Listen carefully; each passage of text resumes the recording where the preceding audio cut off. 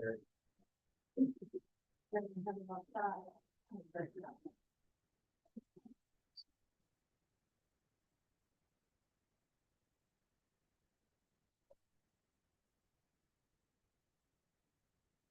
Rick. Thanks. Hi, Brianna. Hang there, that's fun. Good. Congratulations. Thank you. It's good to do something new. Yeah. So more.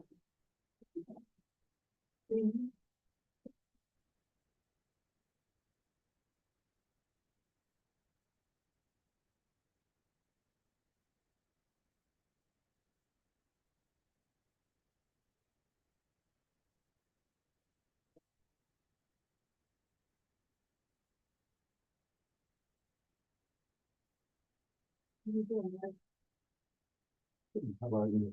Wow. Yeah. I'm looking forward to the I'm just gonna get all of these minutes. Okay. Some of it's redundant. So. I reread it. That makes sense.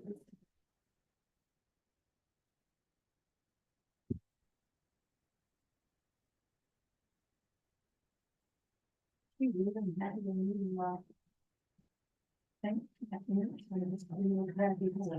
Water or No, your son. oh, no, that's finished from my desk. Yep, so that's still my title, and that's home from my desk, so I just bring it over here. It has dual use.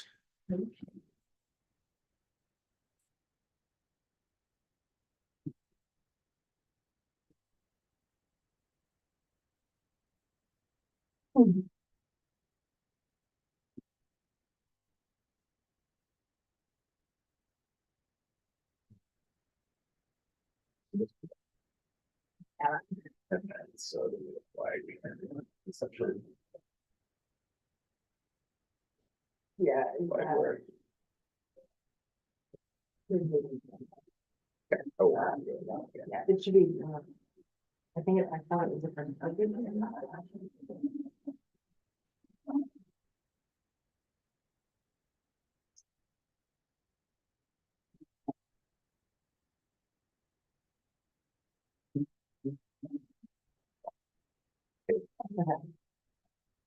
And then it might go up, you lost it to the time, so you have you. I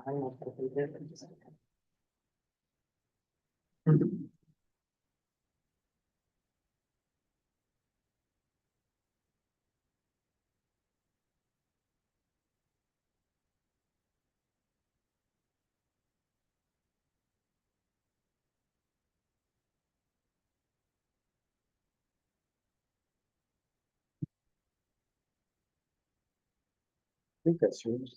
Yeah.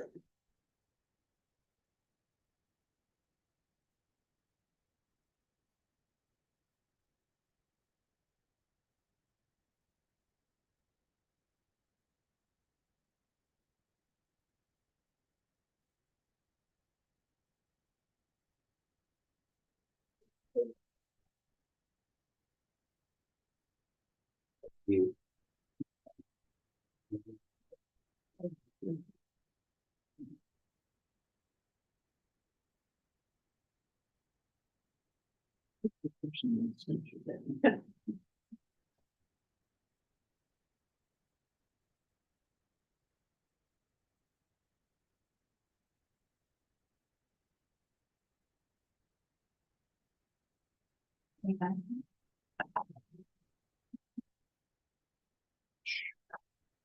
How was Alaska?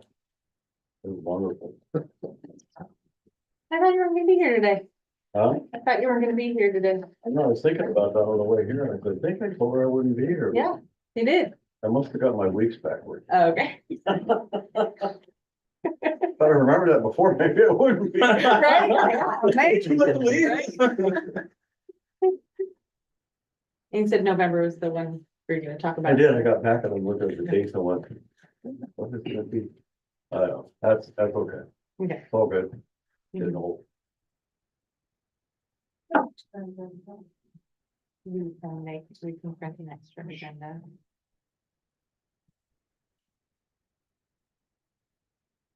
Does anyone else want a printed agenda? Yeah, I would.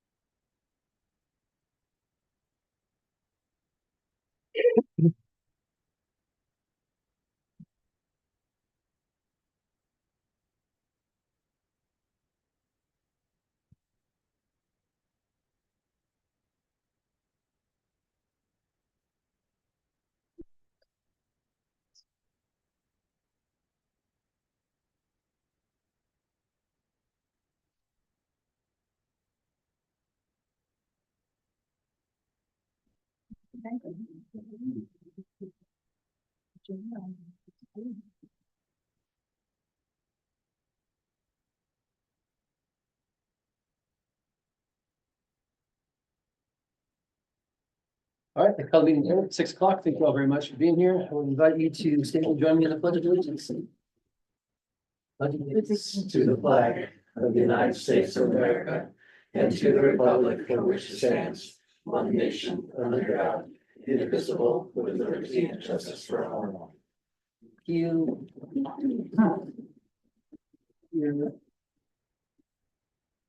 All right, do we have a sign up sheet out there?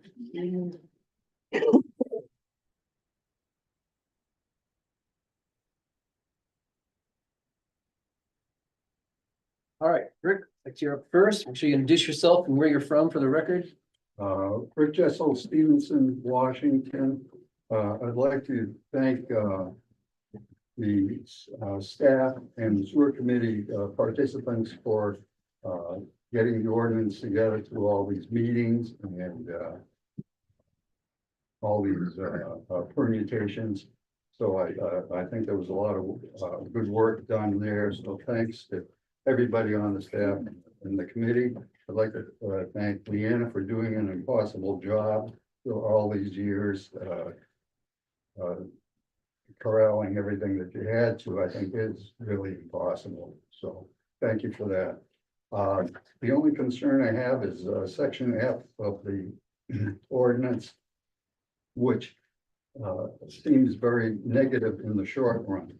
If I was going to do a policy statement, I'd say something like manage growth through phasing in the public sewer system to areas without public sewer by encouraging development through zoning and obtaining federal and state grants and loans.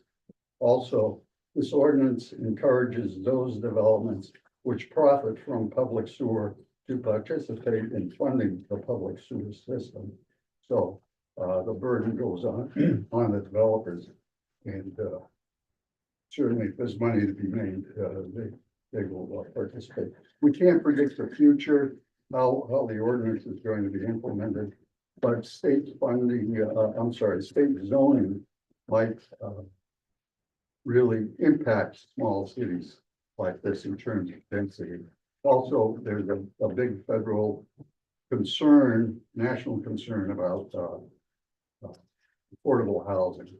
And there might be a lot of grants, and that might include sewers or infrastructure to make the city work better. So thank you very much. Thanks, Rick. Mary? Thank you, Mayor Mary Rapar Stevenson. First, as you know, I'm doing this, but I have been introducing myself to groups around our area, and I called the Economic Development Council and asked to speak in front of their group. And when they had their public meeting, and I was told that it was they were closed meetings and not open to the public. And I said, what? Because as you all know, I propose a lot for public access and public right to attend public meetings. The Economic Development Council gets public money, and they should have at least a portion of their meeting open to the public so that the public can ask, well, what are you doing with our money? or if they have any concerns. I did write the ombudsman, Morgan Demerol, and I have received a reply, and there are some issues with not having public comment.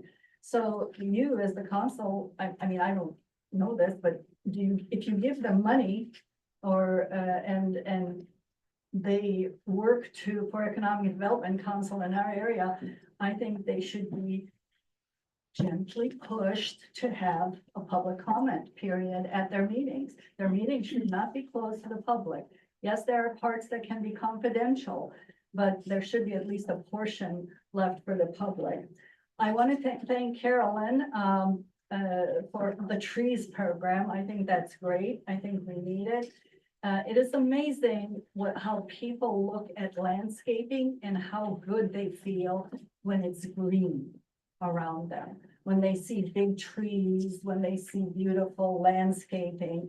I proposed having Melissa Elliott, who did our beautification at the Four Corners at Russell and 14. She was the one who put that in first.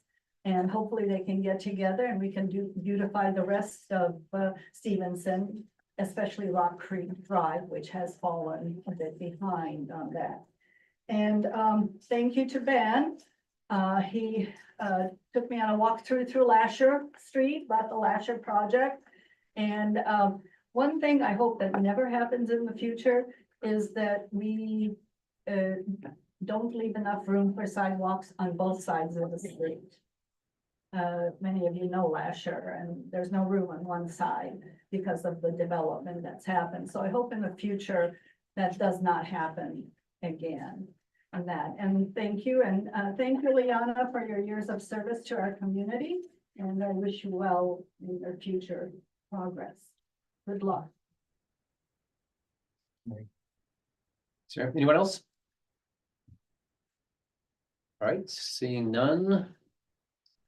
There are some changes to the agenda that are noted there. I would entertain a motion to approve the consent agenda. I move to approve consent agenda items A through E. Second. We have a first and a second, any discussion?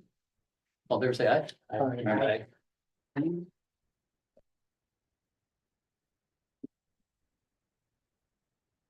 All right, so we do have someone from the sheriff's office here for the sheriff's office report. Thank you. I'm sure you're aware of, as you look at the documents, that I made a change on the face sheet to make it a little quicker for you to kind of see all the calls laid out. Versus patrol calls, ambulance calls and fire calls, and just so you don't have to go down and count the numbers and figure out what's what. So wanted to separate that out for you, make it a little bit easier. In case there are any questions of which is which and how many of each call there are. Other than that, we've been relatively busy, been a lot of calls, a lot more dog calls. So we are working on that. Hopefully we can get an animal control in place to address those issues. So outside of that, do you have any questions about the services that have been provided to you for the month of August? Thank you, Tracy. Thank you for coming and you come a lot. and Appreciate that. Well, I'm one of these people that make a commitment. I believe in following through on that. So yeah, as Dave said, I was up in Alaska last week. And for some reason, when I was looking at my calendar, I got messed up and I told Leon I wouldn't be here. So I apologize for that. I'm glad you were here. Thank you. All right, thank you Thanks. very much. Have a great evening. Thanks. Angie. I realized as I was creating my talking points for this evening that I've neglected to send you my third quarter report, so I will get that to you ASAP. But just a couple of notes of what we've been up to since my last visit here. We are back in our office, our newly remodeled office. It's not 100% done, but it's about 95% done. So hopefully we will have an open house soon. But if any of you would like to stop by and see it, we're very proud to show it off. So we'd love to have you stop by. We've been busy working on doing a deep dive on our websites, updating content, creating new content, adding a lot of new photos on both the Visit Stevenson site and the Chamber website. We're working on a new map with lots of points of interest and showing distances, because it's very helpful when visitors come, they want to know how far, how long is it going to take me to get to these various places. So we're working on that. We're also hosting a new event, a tourism summit for tourism related businesses. It'll be on October 3rd at NHA Sellers. We've got speakers from State of Washington's tourism department and a program called Datafy. And so we're very excited about that new event. And then Angel is a part of the Columbia Gorge Tourism Alliance program that they're putting together called Taste of the Gorge. It's a passport program that they just rolled out this month. It'll be from September 15th through November 15th. So encouraging visiting our local breweries, wineries, and restaurants in the shoulder season to support them.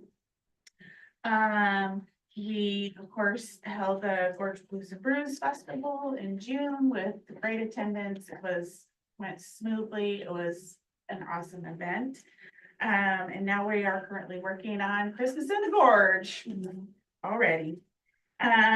We've been hosting our monthly networking events, and lots of ribbon cuttings. We've done 5 just recently, and we've got 1 more scheduled for next week, the bookstore for their new location. We are also working on our annual performance survey. So that goes out to members, asking what's important to them and asking how we are performing and meeting their needs. So that helps us determine changes to our strategic plan and updating membership services, benefits, things like that. So we'll be wrapping that up the end of this month. And then as far as government affairs, we are busy in that area. We've been writing a series of articles for the local newspapers, just about getting involved in the democratic process, voting, researching candidates, things like that.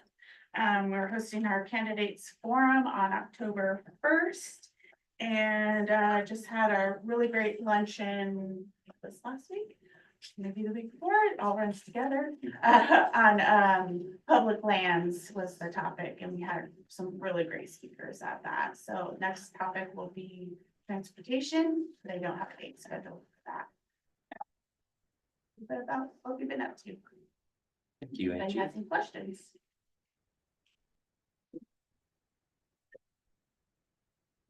Thank you very much for coming. You're welcome to stick around. Thank you. Let's see. I must say, it sounds really impressive. Good, thanks. All right, next up, we have a public hearing regarding the ordinance for assuming the rights, et cetera, of the Stevenson Transportation Benefit District. This is counting as a first reading. I'd like to open the public hearing at 6:11. Leon, you got the staff report? Yeah, so this is sort of the next step in moving forward with putting a measure on the ballot. What this action does is it makes it to where we don't have to adjourn this meeting and hold another meeting for a different governing body that is the city of council members.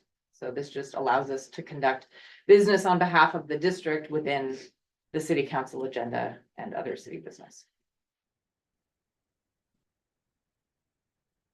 And report.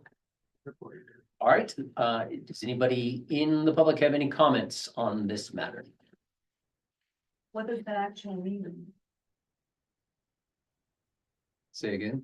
What does it actually? So the ordinance is for the city to assume the rights, powers, functions, and obligations of the Stevenson Transportation Benefit District. The Stevenson Transportation Benefit District was already established at the last regular council meeting.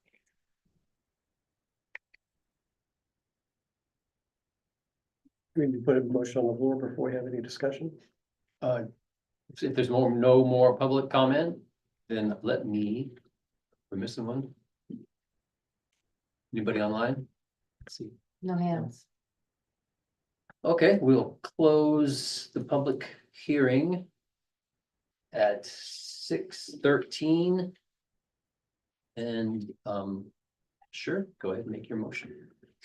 I would move that we adopt the ordinance assuming the rights, powers, and functions and obligations of the Stevenson Transportation Benefit District pursuant to RCW 36.74 As presented. as presented. Excuse me. Second. First and second, any discussion? Okay, I'm a little confused. Okay, we approved this last time, so what's the difference between this? The last one was creating.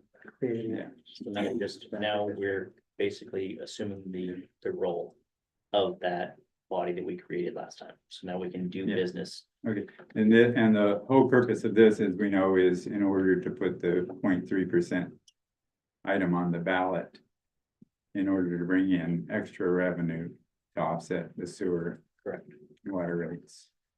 Correct. Okay, I know that I've been in favor of this. I'll be voting no on this tonight because I'm opposed. I changed my mind and I'm not gonna be supporting the 0.3%. And I'm, cause I feel that it's bad timing. I'd like to, when we hire a new city manager, I'd like them to take a fresh look at the whole sewer issue, from top to bottom. And, one of the things I've always advocated is that we take a serious look at our own internal finances before we ask public for new tax dollars. I don't feel we've sufficiently done that in the past.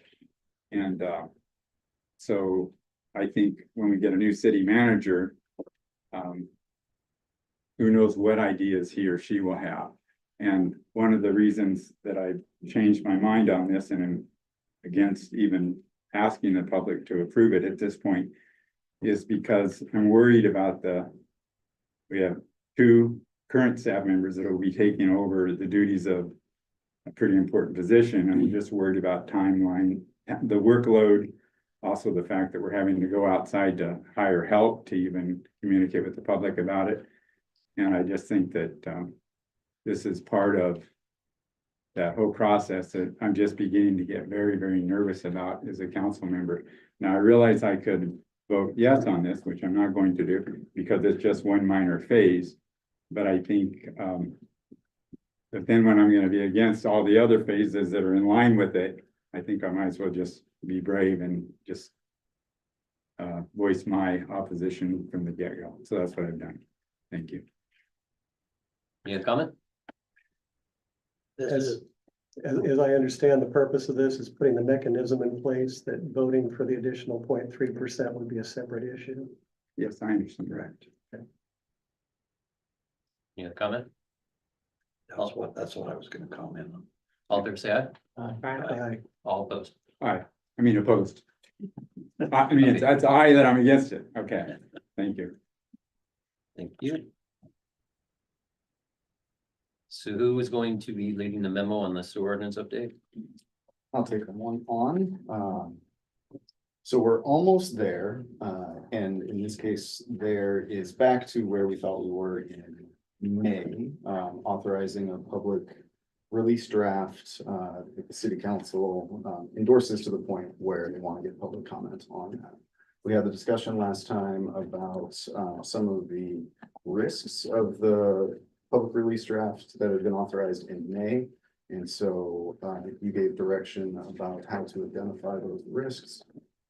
The memo that I prepared for you lays out what the changes were to this draft.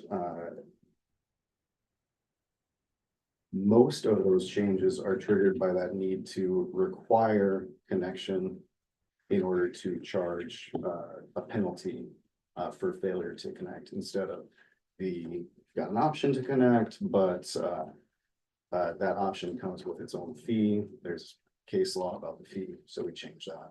Those changes led to many of these changes in the draft ordinance highlighted in yellow, solidifying that as a connection requirement. So that's in there in sections 010, 070, and 072.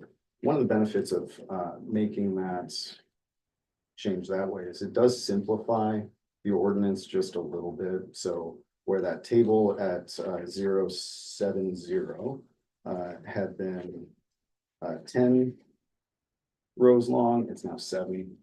Little simplification goes a long way when it comes to establishing what sort of red tape goes with this, what sort of bureaucracy is involved, 3 less lines, simplify that for you a little bit. Other changes, which I didn't think were gonna draw much of your discussion, are the change from the standby fee to the failure to connect penalty. So the way that's worded is changed, where it had been something that was optional, that's in there. It's been moved to 072. Again, as we talked about with that table itself, putting the fully functioning septic systems at the bottom is a marker that says that's the furthest thing from our mind generally. And so this with the failure to connect penalty, we moved that down in the ordinance for the same reason. That's furthest from our mind, really. When we're talking about your connection requirement, then the first thing we go into are the incentive to connect and the phase-in allowance that's there for you. So, and then after that is the penalty. Small change, hopefully it gets across. What you guys have been pretty clear on is that we're not after existing septic systems. We're not after them. It is a component of this regulatory program to move forward. The changes in green that I do anticipate more discussion on relate to the incentive for connection, the waiver of the SDC. So you all had said there's probably little legal risk of this being challenged and thrown out in court if we were to waive SDCs. Remember, Washington Constitution prevents us from gifting public funds unless it's to the poor or infirm. You all believe there's little risk in doing that. Presented a middle way within the ordinance and an alternative that's in the memo to that, just gifting of public funds, and that would be to provide a deferral until sale or transfer of the property. Doing that, excuse me, when we return to that graphic on the first page, where we're trying to assess how different actions you might take address the city council strategic priorities. As the scope of this ordinance has changed a little bit, financial health aspects that the ordinance was achieving had gone down. If you include that deferral instead of full waiver, inches back up a little bit, it gets starts covering more of the strategic priorities that you had established earlier this year. Again, the deferral mechanism itself was to sale or transfer instead of some 3 years from now or 5 years from now. It's just sale or transfer. The other topic of discussion that you all had was for those cases where there might be a septic system that just went in place and then now public sewer becomes available. How does a property owner get relief? We had talked about maybe having some pre-established scale for an amortization of what connection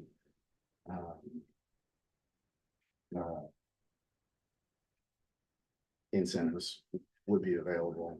Instead of that, we just simplified it to say, when somebody comes in asking the city council for relief, they can ask for relief from the requirement to extend the public sewer system. This is for those bigger commercial developments where they would have to extend the public sewer. They can ask for to be exempted from that. They could ask for an extension of the period when the connection incentive is available, so that's 3 years. As drafted, they could ask to extend that phase-in period to better amortize the useful life of the existing system. So again, that phase-in period is drafted at 3 years. These are the knobs that you could turn, and you'd be telling the potential appellant there that here are the knobs that we can turn. Which of them would you like? Request those, or reducing that monthly amount. Again, trying to find a system that's best for those individuals when they come, based on the council's attitudes when that comes forward. So instead of re-establishing something now, leaving it fairly open. That would be, sorry, I'll wait. And that's the extent of those changes that I thought warranted a lot of discussion now. There's a lot that can be discussed, before you feel comfortable authorizing it, or anything else can be changed as we move forward to. Question for you, Ben, if you don't mind, as a point of clarification, and I might be wrong in this, but didn't we talk about when sewer became available? And somebody had given us written notice whether they intend to connect or not, that we were gonna give them 3 years on relief of the connection. This, the way I'm reading this is that they get a 90-day period on that. 3 years for the partial, is that correct? It as drafted here. Yeah. Yes, so if you get your notice from the city public works director, the public sewer is now available to your property. If you connect within 90 days, if you get in right away, then that's SDC would be waiting. If you say that you will connect at some point in the next 3 years, then that SDC will be deferred when you connect until sale. Okay, is it a full deferral or is it just 50%? For the system development charge, the connection fee, that's a full Deferral. deferral. So as long as they commit within 90 days. Okay, now that phase in allowance, that period is where we get into the 50%. And so if they've committed to connecting to the sewer, then half of that monthly penalty, half of that monthly bill, they won't have to bear, with the rationale behind that being, okay, it's gonna cost you some money to do the improvements on your property. We're not gonna charge you that full amount so that you can start saving the other part to do those improvements, or they can figure it out in the next 3 years.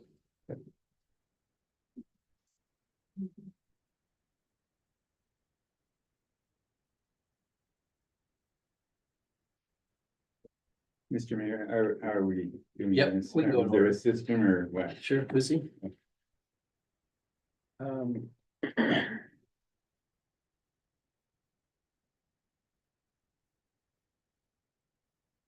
I don't have anything to say just yet. Dad? Um,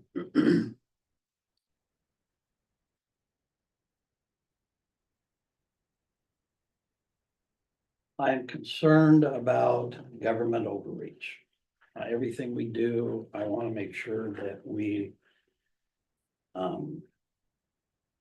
aren't flexing our muscles, so to speak. And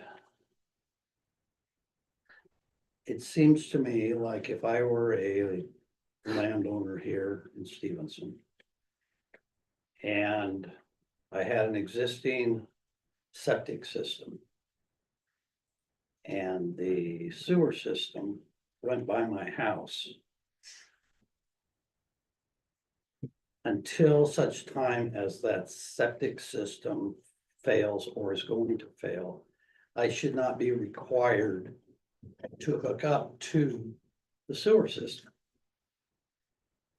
Having said that, if there is a caveat that says, if you decide to sign a notice that says you will hook up within 3 years, that gives me as a landowner the opportunity to start setting aside money to hook into the sewer system and also set aside money to decommission my septic system.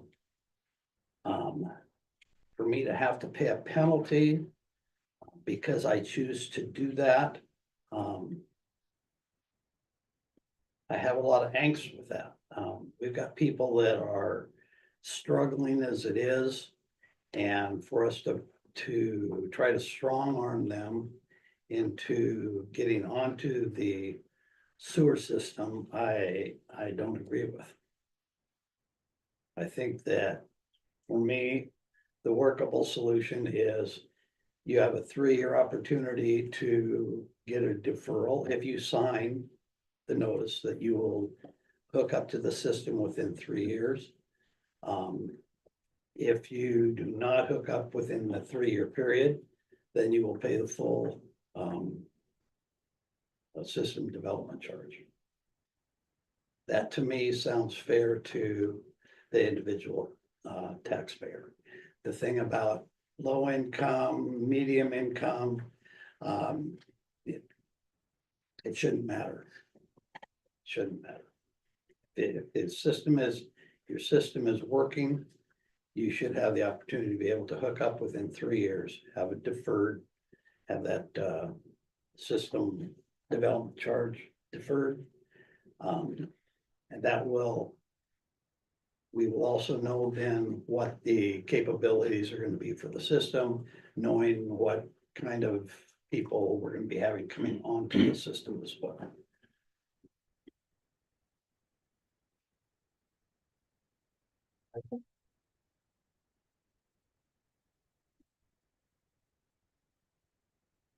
Feel like all the changes that were made here were made because that's what we talked about last time. Like we asked for the changes that are in there as a group.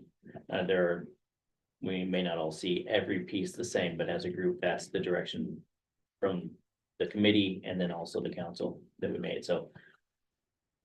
The changes that were made were because, I mean, I don't see the changes were made outside of what I was looking for, so for me. I don't have anything to add at this moment. Last meeting, when we, instead of the standby fees, when we went with the compulsory route, it had stronger language. But in exchange for that, I was hoping for to see more relief in the meat of this, specific relief, so that if someone had a septic system, that would be tiered. I remember using the word a tiered approach to where during the life of that, they would get relief throughout, some relief throughout that, and it'd be very specific and not something that would be up to some council to future council to interpret. Because I did not see that there, then I've not changed my position. I just didn't see what I was seeking. So I am actually for no compulsory hookup unless their system fails, and that has been determined by the Department of Health, not the city of Stevenson. So I'm against anything compulsory as far as hookups to new systems if they have existing septic systems. Of course, this will be different if it's vacant property in their building. So that's my position on that. On the 3-month thing, I noted what Chuck mentioned there. I'm uncomfortable with somebody having to make a commitment and sign something within the 3 months. I thought that was going to be 3 years, period. So end date. So let's say that house changed owners and that sewer line come in, the new owner could come in and says, oh gosh, previous owner had it for 2 years, I have it for 1 year, I have a year to take advantage of that if I so choose. So they had 3 years to do their thinking on that and to weigh their options to see if there were contractors. So the 3-month thing, I'm just, let me just cut and dry 3 years to decide if you want to take advantage of that system. And that would be the carrot. The other thing I'll say is I agree with what Mr. Jesso said about section F. I don't even think it should be in there. We shouldn't be getting into speculating on what could be. It's not, I don't think it's appropriate to have that kind of language codified. Anyway, so that's the third thing. And anyway, that's the end of my thoughts. Go around again. Yeah, sure. As a point of clarification, it was my understanding that the penalty amount would be commensurate with the cost of the connection. The idea being to ameliorate the costs of the sewer system for citizens that are not currently on a system who are currently paying nothing toward a public facility that benefits all of us. And so it wasn't meant, the reason that we structured it that way was not necessarily to say we're going to penalize you if you don't connect. We're saying we need to require you to connect to get all of our citizens on the system to help spread the cost But if you choose not to connect, if you have an existing septic system and choose not to connect it, you pay the monthly penalty. Yes, and what I understand that, Okay. and. Mr. Mayor, I don't know the format, Go for it, should I yeah. comment now? Yeah, and that is, why at the time, I mean, it's just one person, I may not get my way on this, obviously, so that's fine. But, I was looking for some relief toward those that just couldn't afford it, or just retired and put in a new septic system. And, so I understand, your point, and the only thing I'll say there is, I think right now, the people that are on it, I understand it's very difficult for them because our rates are really high, some of the highest around. And I think what I'm looking forward to is a strong, new city manager that has strong financial skills. And I'm hoping that they can take a fresh look at this and find ways, if there are ways we've not even thought of, or if there's cost cutting, that we can lower those fees. I had a citizen say to me recently, well, if you don't have something compulsory, it's unfair to all the people that are already paying. And my comment, what I thought of is, well, just because we're already, I think, being unfair to everybody on the system and charging them fees that we could probably, if we ran a tighter ship, would not be as high. I don't feel like adding new victims that are on septic systems to that. I feel that we've not worked hard enough. As I've always advocated of, let's look at what we're already doing and see if we can cut costs, whether that's efficiencies in staffing, eliminate positions or whatever. I do not feel that we've done that enough. So yeah, I get that the people that are on it are paying too much. Also, the cost of extending sewer lines, I don't think that, I had somebody tell me that was a public works director for years, that when you extend those sewer lines, that's never gonna bring you new revenue, really. It'll bring you new revenue, but it'll never pay for the cost of extending that sewer line. That's a panacea, that you're never gonna get your money back on the cost. So I don't know if extending sewer lines and getting new people on this, compelling new people to be on the system is really gonna help the others. I've not seen any numbers to convince me of that, even if my argument about we're charging too much already and there's ways to cut that, even if I'm wrong on that, I'm not convinced that new people will actually help in any way, lower the costs for the others. So anyway, thank you. Anybody else? Isn't a requirement to connect the current situation. Say it again? What we're currently doing, people are required to connect if it's within 300 feet. This reduces that to 0 feet. And adds more reasonable responses to failure to connect, basically, than the current situation. Right. But the current situation is really hasn't been enforced. That's the issue. We have a situation that we don't want to enforce. Right. And there is a appeals process in this, correct? That was part of the whole, okay. Yeah, available relief includes, but is not limited to exempting development from a requirement to extend public sewer, extending the period when the connection incentive is available, extending the phase-in period to better amortize the useful life of an existing assess, and reducing the penalty for failure to connect. Right, so there are options. But anyway, we talked about those before. I'm having a hard time hearing. I don't know if the microphones are working too well over I there. was just It's- reading. she was- Oh, I know. from- I heard, but I don't know what, I could barely hear, so I'm thinking that the audience might not have been able to hear it, but I was worried about. Lucy just read section 0.078C. Word for word, so. Yeah, so the concrete issues that I think I can help you move through are, but we'll start with the 90 days. So the system, the process is that a sewer line is available to your home.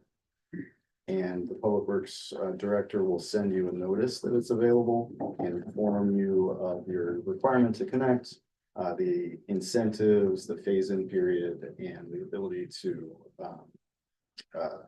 appeal that connection. And then within 90 days, they have to submit a response making their decision. that 90-day period is the same as it is in the existing ordinance and it just carried through. You all, or at least two of you have talked about that number, whether it should be longer or remain the same. So let's talk about that some to start whittling away these things because we're almost there. And we can move forward with this if we do get there. So I'll throw that out to you as a first issue to talk about. You get a notice from the city that says you've got X amount of days to make a decision on this. What's the reasonable X?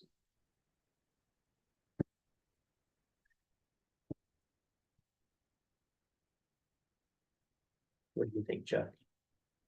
Okay, I think a 90-day period is fine to make a reasonable period of time to make a commitment. My question, Ben, is let's say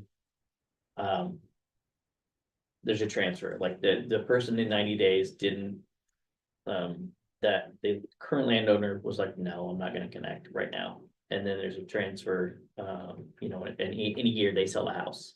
And the new owner, do they get 90 days to choose, or is it just like, no, now? So each of these, that connection incentive or deferral, Mhm. the phase-in period, everything there, there's a requirement to record it and so that it runs with the land. So Okay, the that was my buyer question. is fully aware of the commitments made by the predecessor. So they'll already be, when they're purchasing the land, they'll know my predecessor chose not to appeal this or make a connection or whatever the status is. Okay, that was my, I was checking whether that was with the land or whether that was.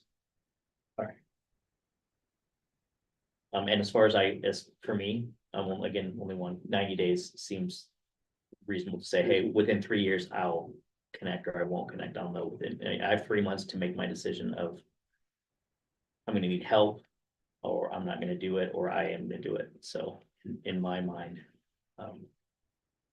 homeowner. What starts the clock? The letter from the public works director, What triggers that letter? the availability of sewer, as we've been talking about, the substantial of that. Right, it won't be a surprise that sewer is available in that there'll have been a ditch dug in front of your house. So, No. that shouldn't be a shocking letter to you, but.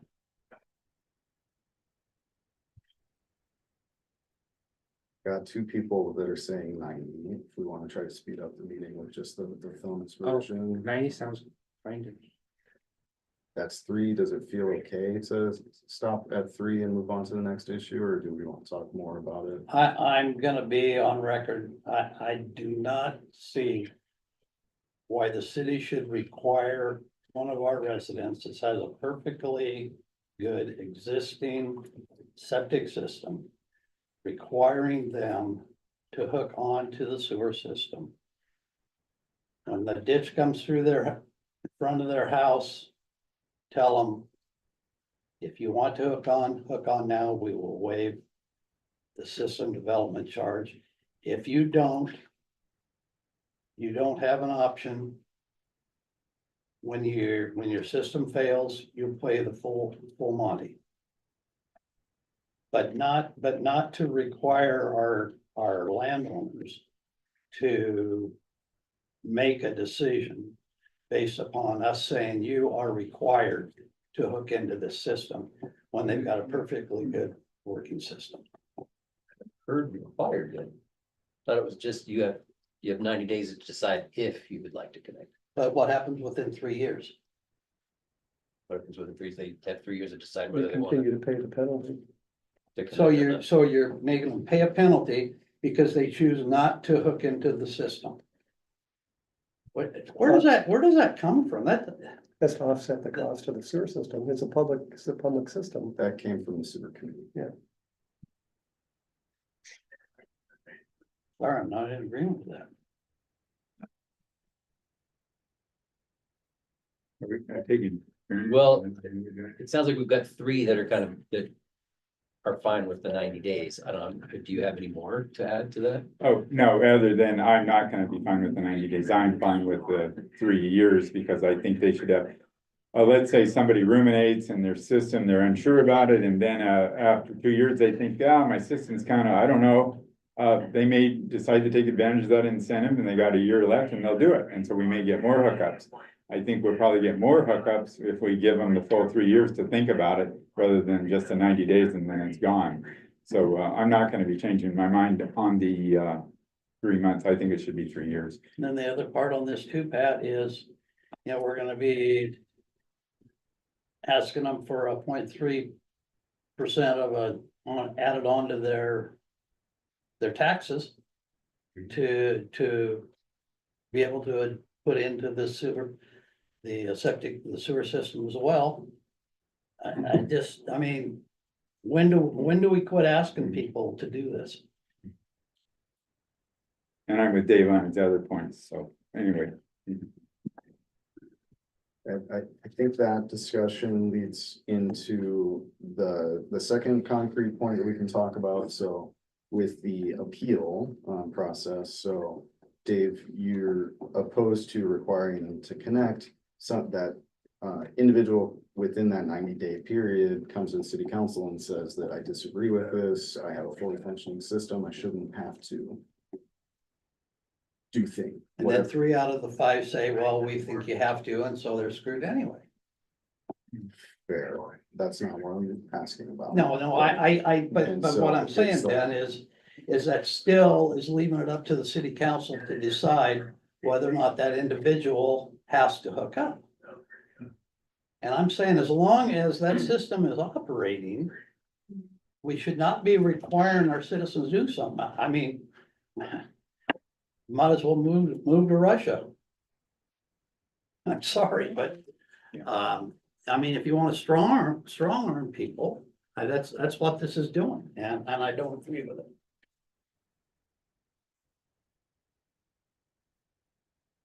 Yeah, because you don't need an appeal system under No, what Dave and I are suggesting. Well, you would suggest an appeal system that had tiers. I know, and I didn't see what I was suggesting in the So thing. that's what I'm getting That's at where I'm at. on this, so. Yeah. With the way this is kind of open to city council decision-making and some negotiating and with individual property owners based on the facts of their system and then might bring forward. There's nothing that's preset on this. So that you could entirely waive that penalty. Reduce it down to 0, you could extend the different factors that we have timelines for. So there's a statement that should be, that there should be more put into that, more that's prescribed. And so I'm wondering what's the other thoughts are on that.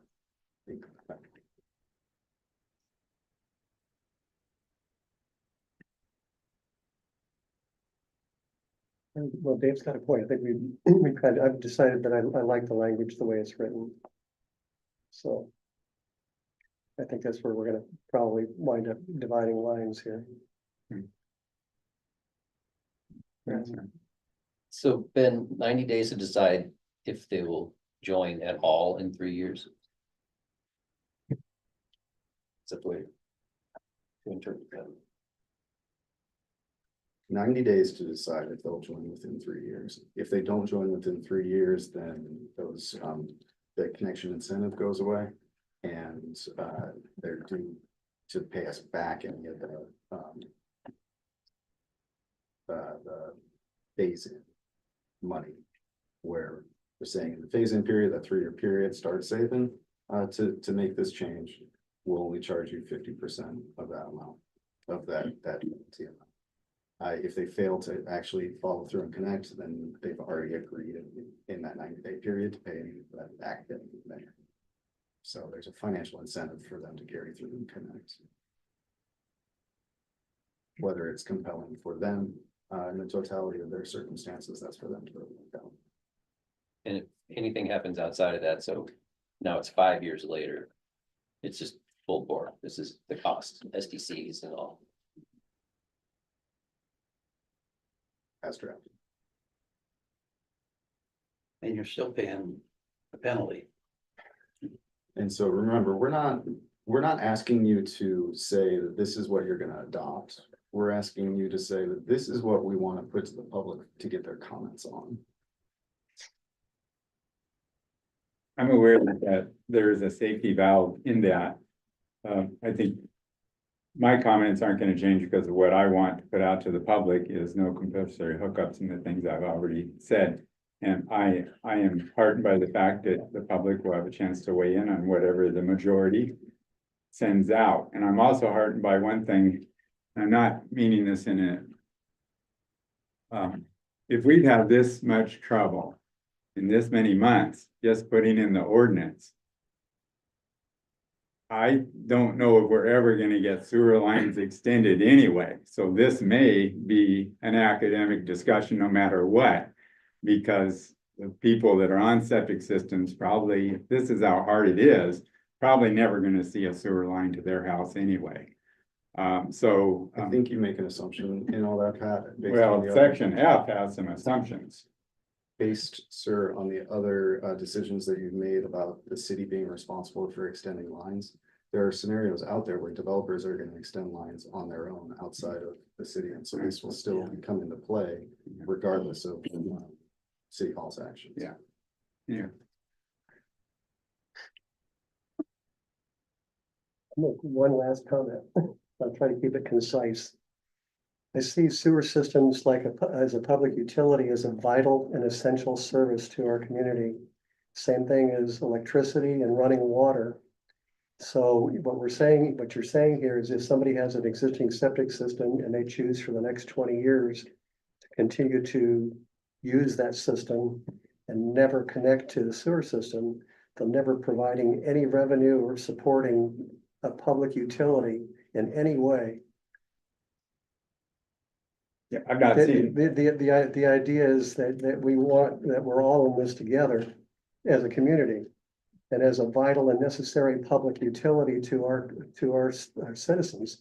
Putting in basic sewer systems is like one of the most essential things that a city's responsibility to do. And the only way we're going to ameliorate the cost of that is to make sure that we have all the citizens in this community participating in that process. that is a very rational argument. I understand that. I've not seen any figures that cause me to believe that extending lines and adding people will lower the cost for other people. Not in the short run, but it will Or even in the long over a run. 20 to 30 year period. All right, we're spinning our Yeah, wheels here. So no, but So Chuck. I'm done. Chuck, I respect what you have to say. And I wanna make, I don't know, I haven't said that much yet. But I have one quick last comment, and that is like when we're talking about, okay, well, they're not gonna, they have their system works great right now. And for 10 more years, it's gonna work fine. And then they're gonna connect to a sewer system that they haven't paid into for the last 10 years that everyone else has been upkeeping for them. While they've had the opportunity to be on it. That's the idea, is that if sewer's running past your house, being part of the community, part of that city, part of the process of keeping upkeep of that system that's running past your house down all the way to the, anyway, that's the idea. It's not, I'm penalizing you because you have a septic system. It's, you're going to be assisting with all of the other people who live in the city limits and have sewer running past their house with the ability, because eventually, in 10 years or whenever the life of that system ends is when it's gonna be, you will connect and you'll have helped with the upkeep of that system that you will eventually use, or who the landowner who's there then will use. So that's my only, that was what brought it up when we were talking about, when we were in the committee and we were in this discussion before. That's the reasoning that made sense to me. Yeah. I'm not trying to penalize people. I understand the idea of they're going to use it eventually. That Yeah. property will use it eventually, and so those fees go to keeping the system running until they connect to that system. And so that may not change anyone's mind, and that's totally fine, but that was what helped me kind of get my head around it. So there. The last thing I'll say, if I can say one, I see in principle what the two of you are saying. If I had seen concrete numbers in this plan and thought, that would have given part or a waiver to those that had systems that had 20 years left in it, that to where, fine, you can for the first X number of years, no fee, then as your system ages, then you're gonna pay more and then a little more, and that would have been spelled out, and not at the whim of whatever council they go to. I would have then been in favor of that. That's what I was lobbying for, and it isn't in there, so that's what caused me to change my mind. So I want you to know I understand. that there is legitimacy in your arguments. Mhm. Okay, You were looking for that. yeah, tiered something system. more to where that person who just retired and has a good system that's gonna last for 20 years would have had some financial relief, and it would have been in black and white in the plan. Sure. And I didn't see that. I've given up kind of lobbying for it. It's just easier to accept, to change my position and agree with it. So that's what I've done. All right, so what do we see here is the major, we've got 3 so far that are fine with the 90 days. Is that the only thing that we're stuck on? Is the 90 days, or are we talking about the billing in the interim as well?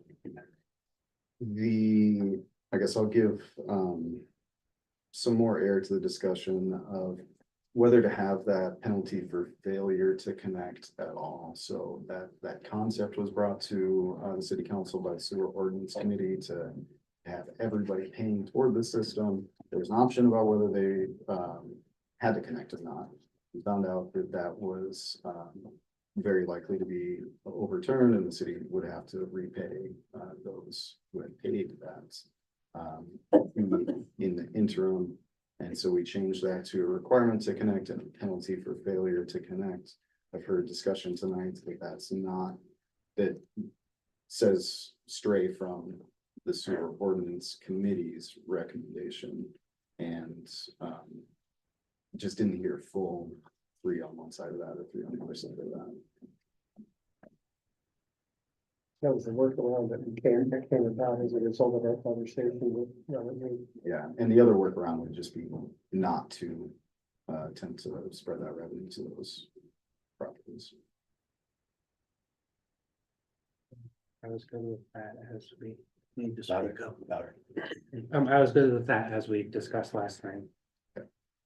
That's the third on that side, so I think those are the main points of disagreement that I heard from anybody. If I missed anything, let me know. But if that, I think it would help to have some kind of motion authorizing this for public release. More detail into that. So once you authorize this for public release, we'll implement the public engagement plan for this. So similar to what we did last time, where flyers went out to interested parties, we'll do something like that again. Before we get there, we will probably try to develop that notice of availability, develop some of those agreements, the template agreements, so that the people who are engaging with this ordinance are actually engaging with the suite of documents that they might encounter when they get it, instead of even just something that says 13.08.010 is off-putting because what am I getting myself into? So having it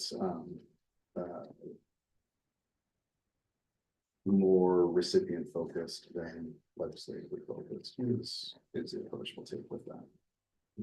You give us the authority to do that, we'll start developing those documents. Go out to solicit public comments. You can evaluate those along with your own beliefs on this, and hopefully make a decision soon. So you're looking for a motion to start how do you want to word this, Ben? Authorize this public release draft. I would make a motion to authorize a public release draft of the sewer ordinance as presented. As, Second, as updated, as presented? Presented tonight. As presented, yeah, this evening. Okay, we have a first and a second. All in favor, say aye. aye. Any opposed? No. Opposed. Okay, thank you. I'm sorry, I didn't get Dave's vote. Dave, do you? No. No, thank you.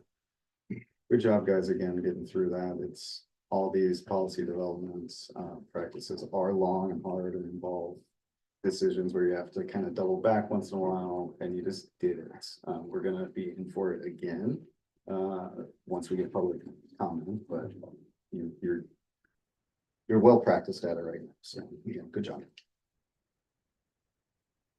Liana? Thanks, Ben. So, at one of the last meetings, we had a bunch in between, there was a presentation about, communication support for the ballot measure that were discussing, for the Transportation Benefit District. And also included that, so there were two options in there. One was support for the ballot measure, and then the other one was for ongoing support as identified in the council's strategic plan, and also reiterated in the community survey. And so, I reached out to, other people to see, if I could get additional, proposals. I received none. I talked with one firm. They said they were gonna get back to me. I followed up and nothing. So again, Tri-Peppy Smith, their proposal is still included in the packet. There are options where we can de-scope it. We don't have to have all of the items on there if that's still something that council wants to move forward with. And then we have Sydney with Tri-Peppy Smith here as well. So if we were to move forward with it, she would be the person managing our contract.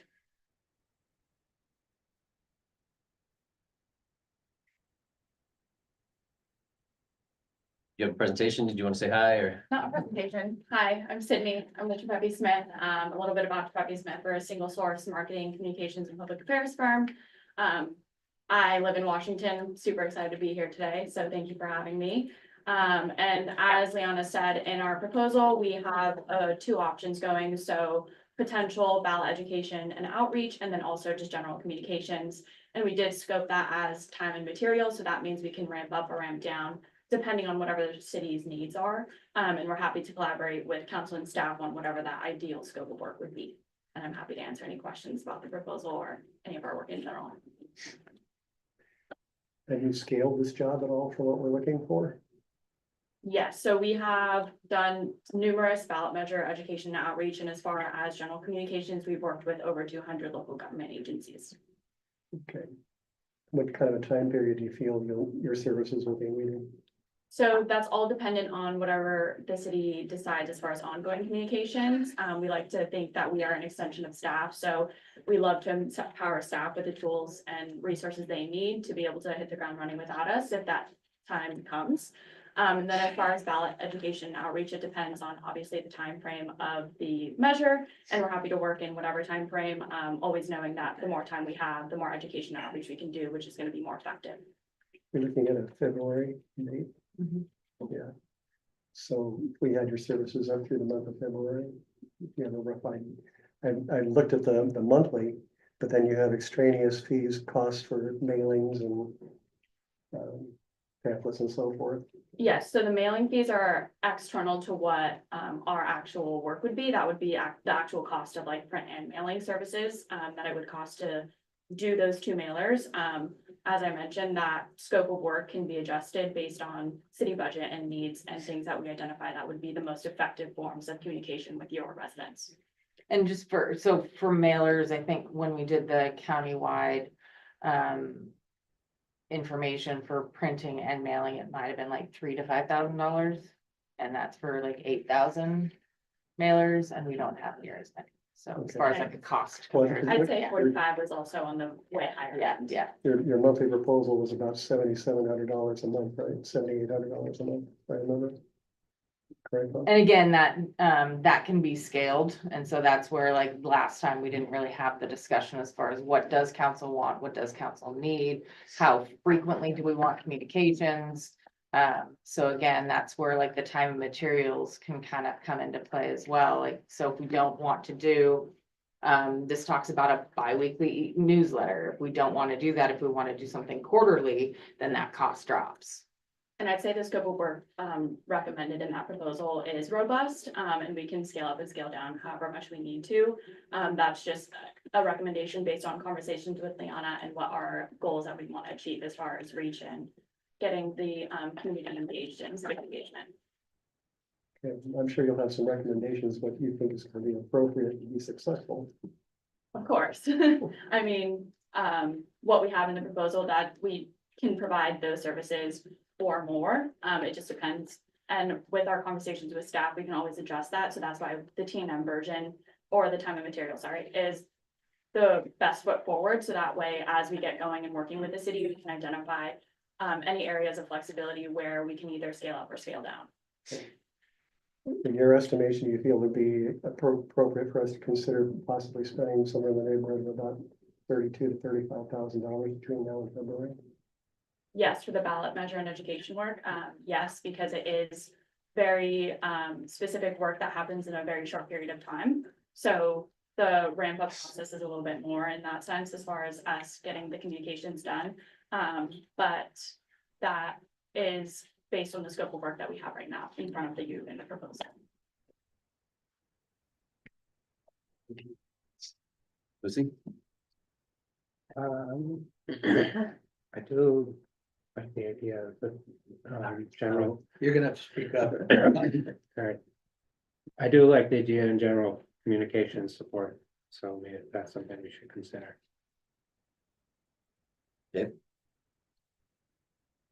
I would, if we're gonna do this, I would go with the time and materials.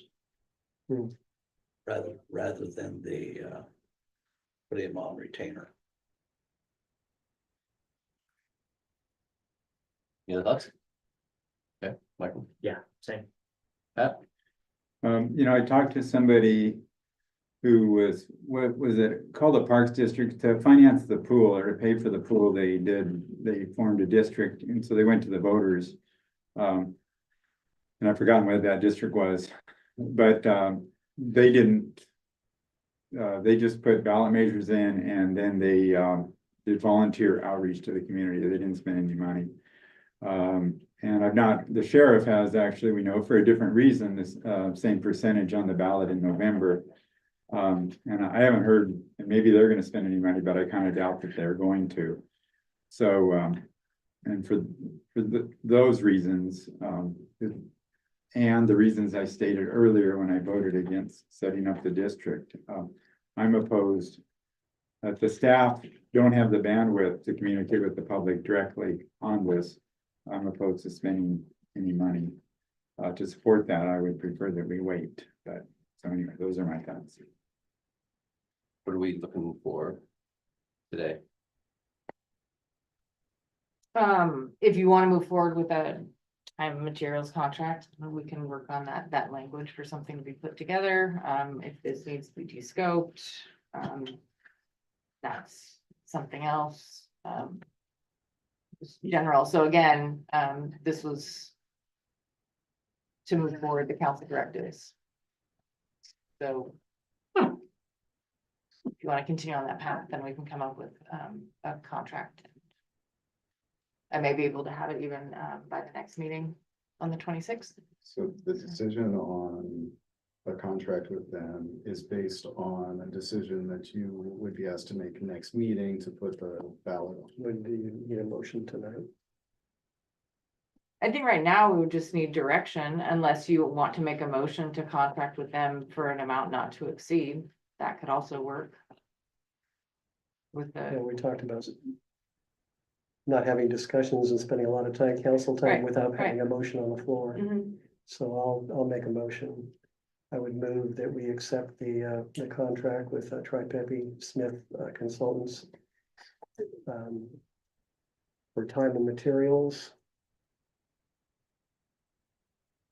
to facilitate community or communications, city-wide communications regarding tax levy.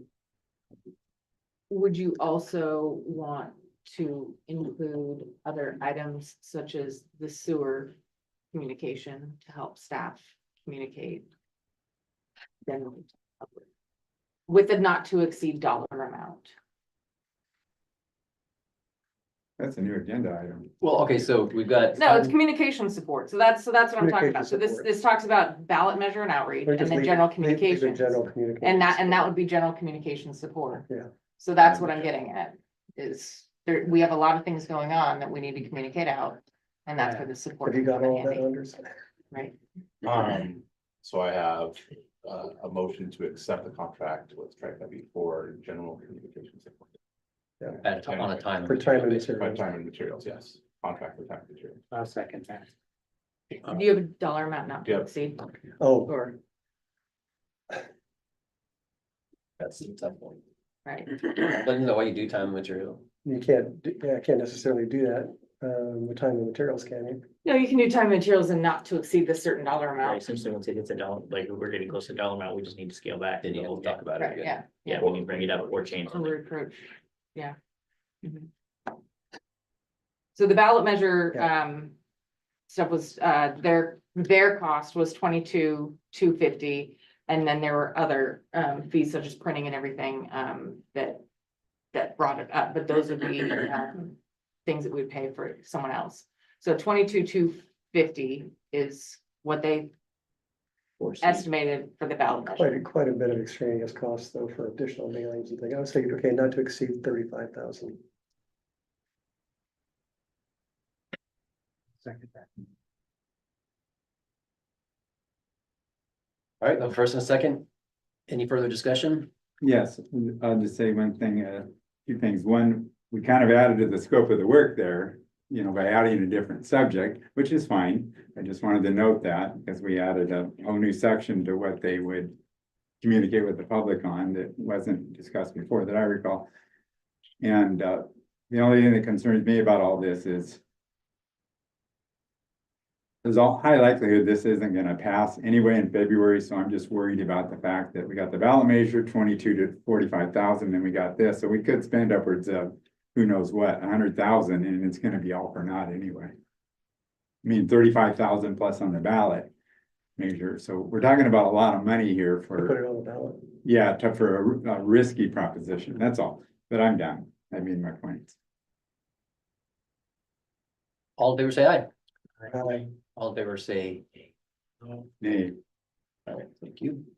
Thank you for your time. Thank you. thank you. A good walk downtown. Thank you. If you go there, Maybe I'll please, see you there after this. please bring us back. So you can do that.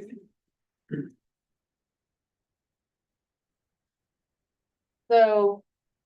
Park Plaza agreement, Yep. did you want to take it then? Sure. Okay. I can take this. So, the joint meeting we had with the, county, the outcome of that was that we would put our heads together at, the city and the county would put their heads together at the county. And then both of us would bring some proposals. Hold on 1 second. Anders, what can we do to make that? I'll turn it down. Or just close the door? Or both. I was gonna suffer through, but I was so distracted. Okay, Thank you, Mr. thank you, Dave. Dave knows all about the radios. Thank you, Dave. It might be PTSD for you. All right, Ben, sorry. Okay, so you all remember the joint meeting we had with the county. The outcome there, the expectations were that the city would put its heads together and come up with changes that it wanted to propose to the county to the interlocal agreement. The county would do the same, and then at some future date, you might have another joint meeting to talk about those and negotiate that out.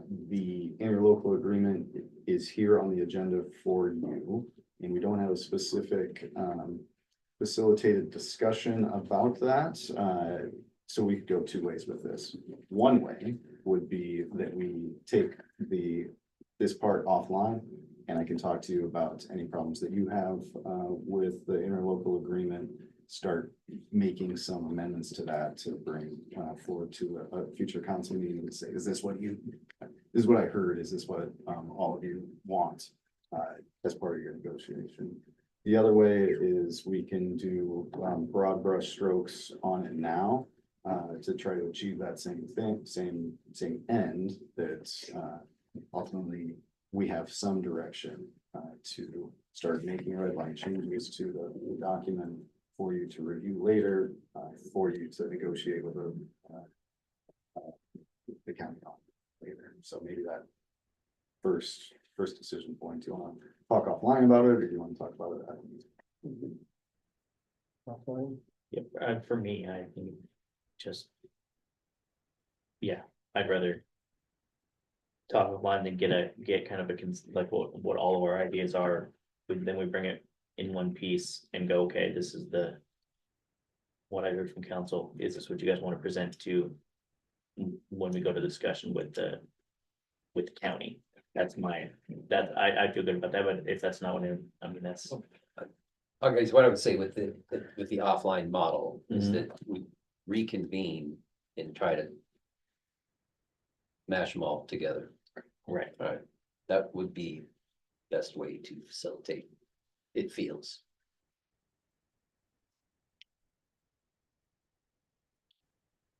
What do you want, Dave? I would agree. Dave? Well, I guess my only concern is after sitting through that meeting is, I'm trying to figure out what the concerns are with the MOU. It seemed to me like the concerns were with the actual Park Plaza plan itself, as opposed to the memorandum of understanding. And whether or not there should be bathrooms, whether or not there should be, you know, the bubble thing, whatever the kids to play in, you know, those kinds of things. What the maintenance was as far as the city's requirement, those kinds of things. It wasn't with the MOU, it was with how the Park Plaza was going to be finalized. That was my interpretation of the meeting. So for me, there has, looking through this, interchangeable the term lawn and plaza. And then it says that in the one of I guess it's the first exhibit details what that space is. We have gone to great lengths to minimize the footprint of that plaza, and doesn't feel like the city should be responsible for the maintenance of the entire lawn. It should be just for the footprint of the plaza. So making those terms not interchangeable, but changing the exhibit on what we're actually talking about. That was the one detail that I was looking for on that MOU. I think that was the change that they were talking about, is that there's been changes to the project itself that weren't reflected in here.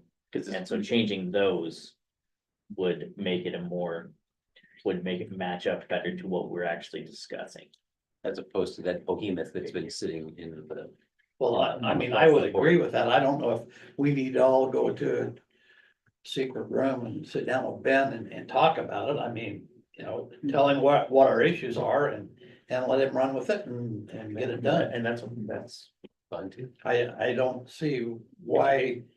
Sure, I understand that. Not saying why do we all have to come in and talk, why just go, okay, Yeah. make this look more, make the changes that would be more, reflect more what the project is today, as opposed to when this was signed. Is And that, then we can talk about it. as I recall, the point of one of the solid conclusions out of that meeting was that each side would revisit the MOU. Because there were problems with the MOU from each side, like, remember the insurance, whether or not who's responsible for insurance and stuff. So there were some elements, if you go through that, you'd even probably have some of your concerns that I've heard at meetings and stuff in there. So, but I agree that the MOU itself is just that, but there were issues with it. And I'm happy with whatever people want to do. The majority does, whatever process. And I'm happy just to put my concerns with the MOU in a memo to send to whoever, and then those could be incorporated. Well, we Because can they're very do- yeah, we can specific. do it that way too. Yeah, so it might be even more efficient, because then Ben gets, I'm not suggesting, I don't care how other people do it, but if I do that, then it's efficient. He's got it in paper, he can do what he wants with Points it. and Yeah, but and if we all did that, it might even be a favor to Ben, because then doesn't have to sit down with each of us, but that's how I would do it for me, my input. But I do think there are problems with the MOU itself. I'm good with that. Yeah, I'm good with that. Does that work for you, Ben? That works for me. I'll give you all individually the opportunity to talk about it or set that. One of the hard things of dealing with elected city council members is that we can't really put timelines on you for return of. I'd be happy to agree to something tonight. I mean, what is, because I was gonna ask, what is our timeline? Because we want to move along. Mhm. So By I'd be happy to live The with it. 26th? Hmm? Next week, next city council, if you haven't sent it to Ben already, have it in your hand. Okay, sure. By then, so we have until the 26th. The next time we connect, yeah. To have him something in, I mean, okay, got it. Scott Johansson has their hand raised. Who does? Johanna, Oh, go ahead. Hi, Johanna. Sorry, it took a while. is Johanna muted? I Yeah. am, now I'm on. I just need to go back to the vote, the motion on your contract with your consultants as to who voted aye and who voted nay. Uh, Pat and Dave voted nay. All right, that's all I need. Thank you. Thank you. All right, so, recruitment consultant services, you gonna walk us through how many you talked to? So in the memo, I put down who exactly I reached out to, and I've heard back from 3, so far. And I do believe, and I've actually, I think, received proposals from 2 of them. And then I believe 2 more will be forthcoming. So at the next meeting, I'll have, more information. I reached out to, the HR manager for Battleground, and asked her, what was your scope of work? And basically what she said was they all have their process and it's pretty similar. So as far as like developing a scope of work, that's not really necessary. It's all pretty much the same. And so I'll just call them and clarify if I have any questions and. Yeah. Thank you for the update. So that's all this was for us for the, just updating it. Well, at the last meeting, I said that I would have a scope of work and There we go. there we go. All right. The scope of work is basically for recruitment services and to look at the job description. And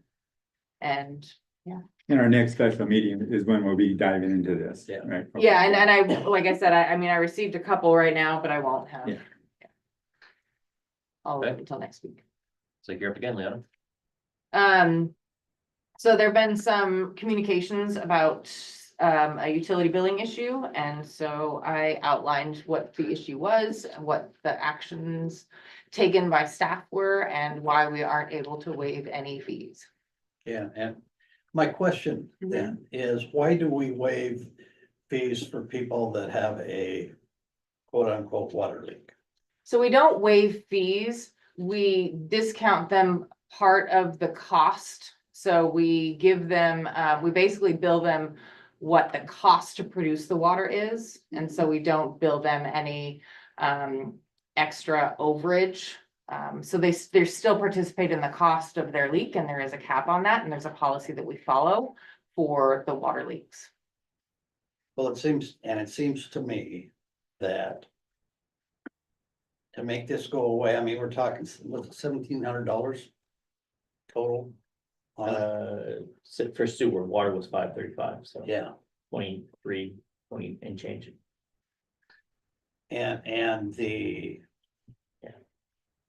Yeah, 2 and change, whatever, anyway. I don't know, I don't understand why we can't say, there was issues with the city and the billing portion of it, there was issues with the software or whatever. Write this thing off and get on with life. I mean, But you're saying we're not allowed to do that. It's a gifting of public funds. Because if we waive it for them, then all the other rate payers are paying for that write-off. It's not like a public company where it comes out of profits. It comes out of the public funds. It comes out of the other ratepayers' pockets. And so that's why when council enacts an ordinance, we are required to follow that ordinance. And if a mistake happens, we have to correct it and we have to go back 6 years. So in some cases, the mistake was identified and it does go back 6 years. It actually goes back further, but we can only go back 6 years to bill people. And that has happened in the past. And we're obligated by state law to ensure that we correct those Well, billings. I can only say that state law is screwed up. Well, It might I be do a- not disagree. We're with also that. obligated by state law to provide appropriate notification Yeah. to our constituents. So do we have any culpability there? Where we have people that haven't been properly notified? We provide public hearing notices to the newspaper. We put it at the post office and at City Hall. And that's our public noticing requirement with regards to public hearings. For this one, we had them for about 6 months. But I think what Chuck might have meant is the people that got. My understanding, and perhaps, and I could be wrong on this, is they got bills late after the fact and they didn't know in advance they were gonna get the bill. The dormant accounts? Right, no, I understand that. Okay. So Yeah, that's different than, because on the. So if council adopts a rate and changes the rates, that's the requirement is to hold public hearings and to provide public hearing notices. So if there's if there's additional notice that the council wants to require, it would have to take place in future changes. It can't be retroactive. So the notice that to say that they didn't know was because they didn't go to, They don't get the newspaper. right, they didn't Or- see in the paper, they didn't come to the meeting, they didn't, Right. whatever that is, that's why they didn't know. Mhm. And the fact that there was an error on the billing. sending the bill out doesn't mean they didn't have the opportunity to actually know, to know that that was a requirement for them. And you're right, the state law is not my favorite, but I understand the idea of it. We can't go against that part, but they were notified in the same way everyone else But this was notified. behooves us in the future, then, we have to say, and I don't know if we can look at that ordinance again and re-vote on it. Not to not approve it, but to say, hey, when we're gonna raise these rates on people, this is the notification we'd like, please notify them in advance. Starting this month, this is what's gonna be different for you going forward, and those affected people would get a letter in the mail. And I don't know, I was wondering, there is a solution to what I think Leanna says about the law. And what Dave said is, can we revisit that ordinance and just put in language that we want the citizens that are affected citizens, and there aren't very many, to get a notice and saying, hey, we're gonna change the rules effective whatever date, and from that point on, you'll be responsible for a bill. Then that specific homeowner then has gotten notice that things are changing for you. That's the part, and I just assumed that was gonna be in there, and now I'm learning that this could happen. So in the future, when there's these things, I'll be advocating that we do put that type of language in there. But it probably might be too difficult to re-vote on that at a future meeting, so we can provide relief, as Dave suggests, for those few affected people. Maybe it's more work than it's worth. I don't know the answer to that. I'm just throwing that out. But I just feel, I feel for these people, because if this had happened to me, I'd think, well, wait a minute, that's not fair. How did I even know that that things are changing for my monthly bills? Well, I don't have so much of a problem with that, but it's within the city's utility billing softwares is where the issue is that I have. Yeah, so If it's a city issue, the city should own it. That's the way I look at it. and maybe if we could have an ordinance on that, then we're covered, then it wouldn't be a gift if we made. I don't have a problem so much about, making sure everybody gets their notice in the mail or by carrier pigeon or whatever it is. But that's what we messed up on. We did. But what we messed up on was within the billing software. Mhm. Okay, yeah, we had We did. issues, and if we have issues and we don't get that done, then that Okay. needs to be addressed. Okay, I see. It's actually two different things. Do we know the different amounts for the different people here? Or is this this is a total amount for everybody? The total amount for everybody. Yeah, for 15 people, that's the total amount. Well, no, so that's only for the, that's not for the construction water people. Oh, That's okay. just for, That's a dormant accounts. or, yeah, yeah. Those only for the. Gotcha, yeah. For the I 5 read that, dormant yeah. accounts? And what are we doing as far as the construction accounts? They were sent notices as well, similar to what we did for the dormant accounts, Okay, and their bills were corrected. okay.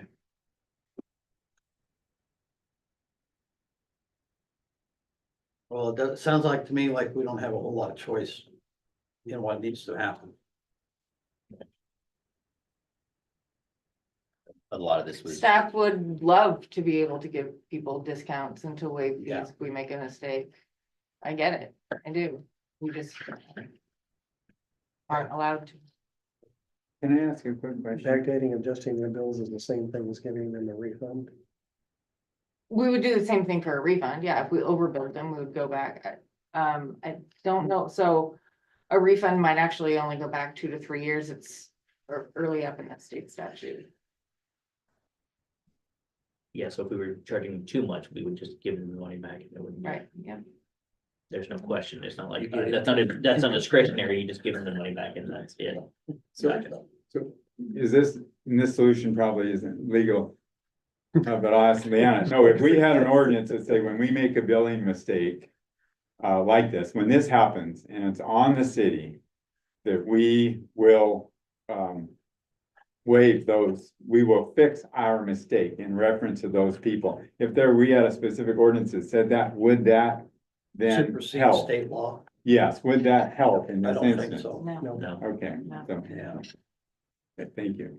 but I like the way you're thinking. Okay, thank you, Leona. thank you. Yeah, I mean, that's, All right, so, do you want to fill us in on this new resolution? Yeah, so we haven't really been talking about this before, and so I don't really have it on here for approval, just so you can have time to digest it, but we have a lot of records, and a lot of them we have to keep forever, but we don't have to keep the paper forever. And so what this policy does is it allows us to free up some space, physical space, like all those filing cabinets over there. And we are going digital for all of our building permits. And so what this allows us to do is have a policy to where if there's a paper document, we can scan it, file it according to the policy and according to the archives, state archives requirements. And then we can get rid of the paper copy. assuming it's not that, yeah, you laid it out. There's, And this is just just information. Clark County went through this process, this last year. perfect. We'll reach out to them. Who did you know? No, really, Yeah. because there was I'm in public health. I'm not sure about all of Clark County, but public health did. And we have several redundancies to make sure that the nomenclature is the same and we all know where it is. And it's also backed up on-site, off-site. I mean, there's a lot of ways to make sure that it's saved and safe and you can access it when audited and all of that. And then they specifically went through what has to be actual paper copies can't be destroyed for how many years and all those things that are in your memo. Yeah. And it's a big to do, but it cut down, I mean, the amount of filing cabinets that we emptied out, it was a lot Yeah. just in my one little section of public health. So, this is going on all over the country. I mean, this is not anything. You gotta feel sorry for the person that's standing there at the scanner though. Yeah. We have bit by bit. So we, Finally, Pardon the pun. Yes, so yeah. literally, there was a temp brought in for for our little department in public health, and that's what I mean, they maybe- literally. So scan. there's the local records And it was a- grant. it was a We can do grant, yeah, we right. can do a digitization grant where we can pay staff, we can pay for staff to come in and scan records and digitize things. And all of this is because we're using Laserfiche. So that's a program of record that's been vetted by the state as well, that meets all the requirements, all the backup. Mhm. Could we utilize, and I'm just thinking, trying to think out of the box here, maybe a couple of high school students as temporaries to do that, or is there an age restriction on scanning of documents? There's no age restriction.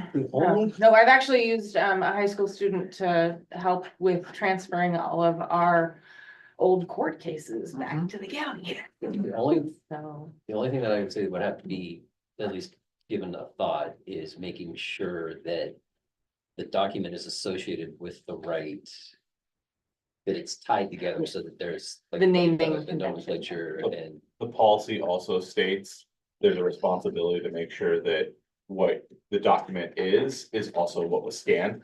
Like, so that making sure that everything went through, so there would be a responsibility level there to making sure the accuracy level of Count the 6 scan pages and- was Matches to up. the point where once you destroy that original document, you haven't lost anything. Yes. so, and then the other part is this will absolutely streamline public records.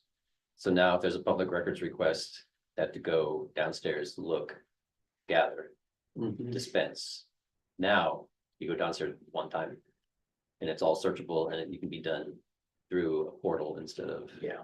You just Right. bring, here you go. Yeah, searchable documentation is key, so yeah, anyway, I'm not saying, yeah, I just wanted to My throw only it out there. question, This if I is going could, on. is do we really need to bring this back for future discussion? no, if everyone's I comfortable said, with it, it I've just gone, needs- I've gone through the whole resolution, I I've did. gone through the policies, changes in policies and procedures and so forth, that all looks good to me. Yeah. So Absolutely. we put a motion on the What do we floor. need to do, Liana? just motion to approve the resolution and I can number it later. I'd like to make a motion to approve the resolution for the scan and toss policy. That will be numbered later as presented. A second. Have a first and second, any further discussion? All in favor, say aye. Aye. Any opposed? I think that's the first unanimous. Feels good. You approve the consent agenda unanimously. Oh, yeah, yeah, that was the first thing, yeah. All right, Liana, build permit fees and cloud permit. Yeah, so when we initially signed the interlocal agreement between us and the county back in 2020, Tim and I talked and understood our fees were different. But at the time, he was working to analyze the fees and get the county's fees to be brought up. To match the city's fees. And so that was a conscious decision at the time. And now that the auditor, and so when we also contracted with them, they get all of the fees for everything.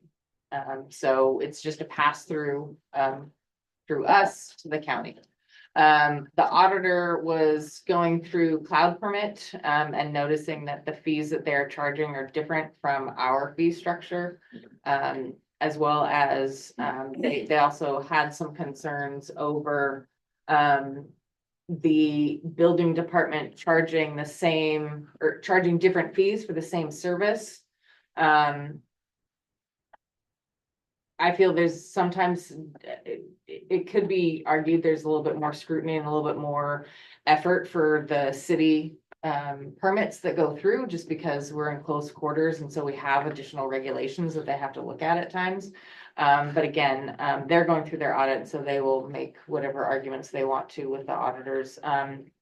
But I just wanted to bring it up as far as what might come to council then would be to change the fees or make some sort of statement about the building fees being the same as the county's fees.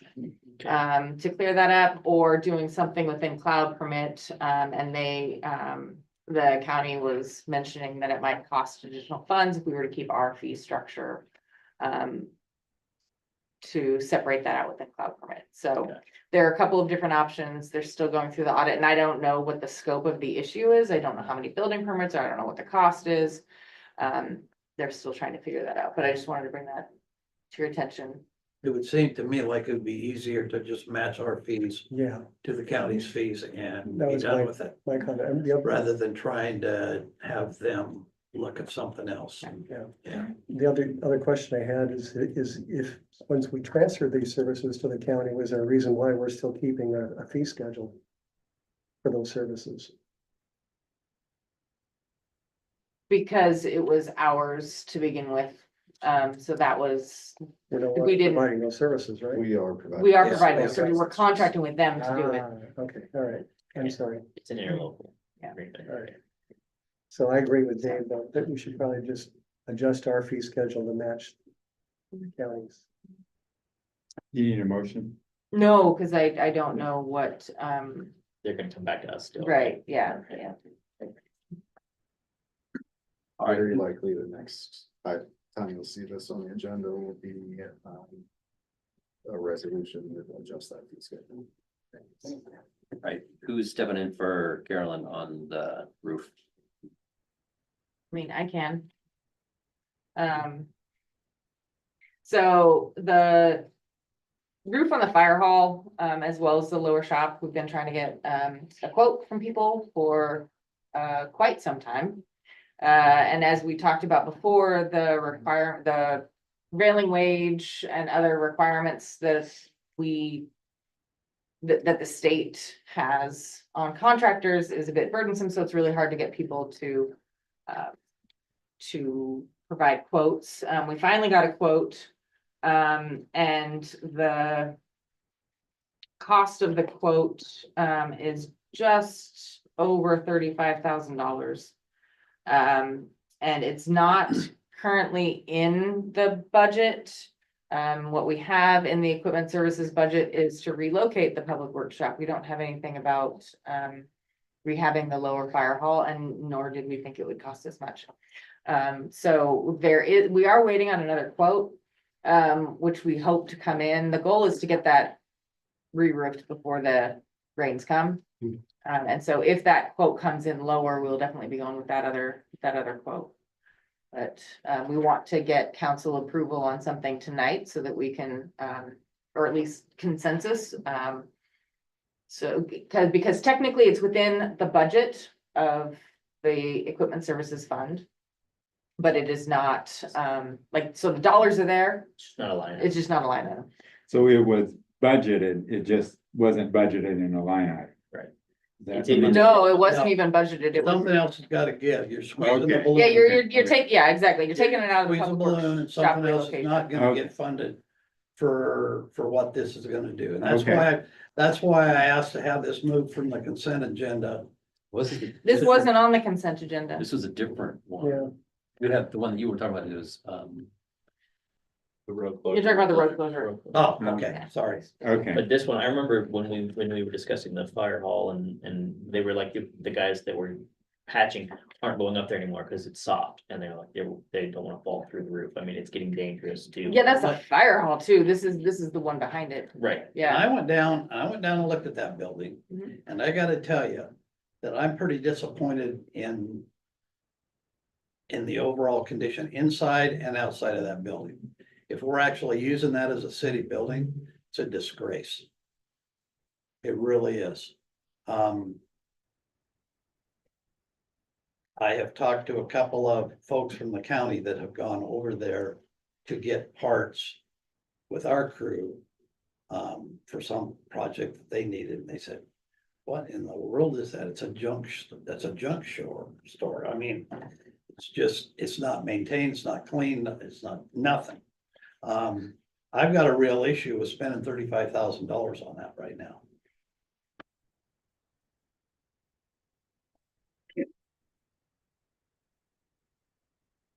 That's my 2 cents on it. I have a Now, question. if it was something that had, right now it's got 5 snowplows in there. I have a question for you, Leanna. We don't have any provision in our budget that sets aside money for capital improvements for city-owned properties? Not as a general line item, no. We typically just put things in when we need things. we don't plan for, I have a hard time. hearing We're you sometimes. we're trying to plan ahead. Yeah. And that's where we're trying to start with water and sewer, which is what's, okay. I mean, we've been trying to paint the inside and outside of this building for a couple of years, even though it's in the budget a couple of times.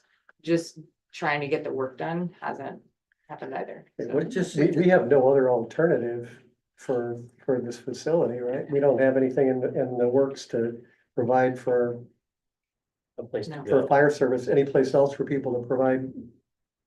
This What- is, this is not this is, fire this service. is the fire hall, Below this the is the fire. lower shop, which There's a is, shop which behind is it. where we Oh. keep we keep some equipment and some supplies. I don't know if we're taking turns or what, so that's Okay. why, but I don't know because we That answers haven't that been, question but for me. That's it fine. just, I'm just wondering, so. You're saying that the building should just be torn down, that we're putting lipstick on a pig, so to speak, by spending this money? Is no, that what I'm that's hearing? not what I'm saying. I'm just Okay, saying that's that, why I that inquired. we should be doing this right now. If we're looking for spaces to hide or to place, for example, our sweeper for the winter, maybe we should take a look at an alternate place. For example, the covered play area up at Stevenson Elementary is not being used. Hmm. We could park the sweeper underneath there for the winter and it would be fine. Hmm. There's some different areas that, I've actually gone down and I've talked with Alex Hayes, who goes to my church, and I mentioned to him, is there space in one of the barns? And they've actually rented space to us in the past. When Stellar J needed to put some equipment in for something. And there's space in either the horse barn or the small animal barn. Rather than putting $35,000 into this right now, I think we put it into the 2025 budget as repairs and maintenance, along with also, for example, painting of the water treatment plant. That needs to be done. Those are things that should be under a repairs and maintenance line item. So that, and we have those lined out and specific, so we know where those monies are going to. And the painting of the treatment plant is in the budget. It's in the budget right now. That was an example. Yeah. But we're almost to December too. Yeah. So, Well, I'd be prepared to make a motion to say, on what Dave just said, that we move this to next year and that we, put it in the budget under what Chuck said, that we develop a capital improvement program and that we pay for it out of that in next year's budget, and then we start doing it. And do it next year, and in the meantime, so I don't know, I mean, forget the motion, but this is my Say, if view. you're making a motion, you need to tighten it up. Yeah, so you're why saying, don't you make a motion, because, and I'll second it, because well, I don't know you're if the we're one. done that- discussing it yet. I don't, but we're supposed to make motions before we discuss it anyway. I mean, it's more than just parking the sweeper under there, though. We also have other equipment and other materials that are stored there, and we don't have any other place to store them. Yeah, dude, is So there? that's time the for another challenge. option, or is this the only option? There's no other place to store them because we used to store things at the wastewater treatment plant, and now it's being taken up by the additional capacity of the treatment plant. Is this a building we're gonna continue to use over the Yeah. next 10, 15, Yes, 20 years? we don't Well, have a new that's public good. workshop Okay. built. Okay, wait, It's part of the same discussion that we had about the fire hall itself. Yeah. We could do nothing and watch it disintegrate into the ground. Right. Or put some money into it with the hopes of maintaining a little bit of value so that when the time comes. Plus, there is the added caveat that there's equipment that we do need to protect, even if we're not really in love with the structure itself.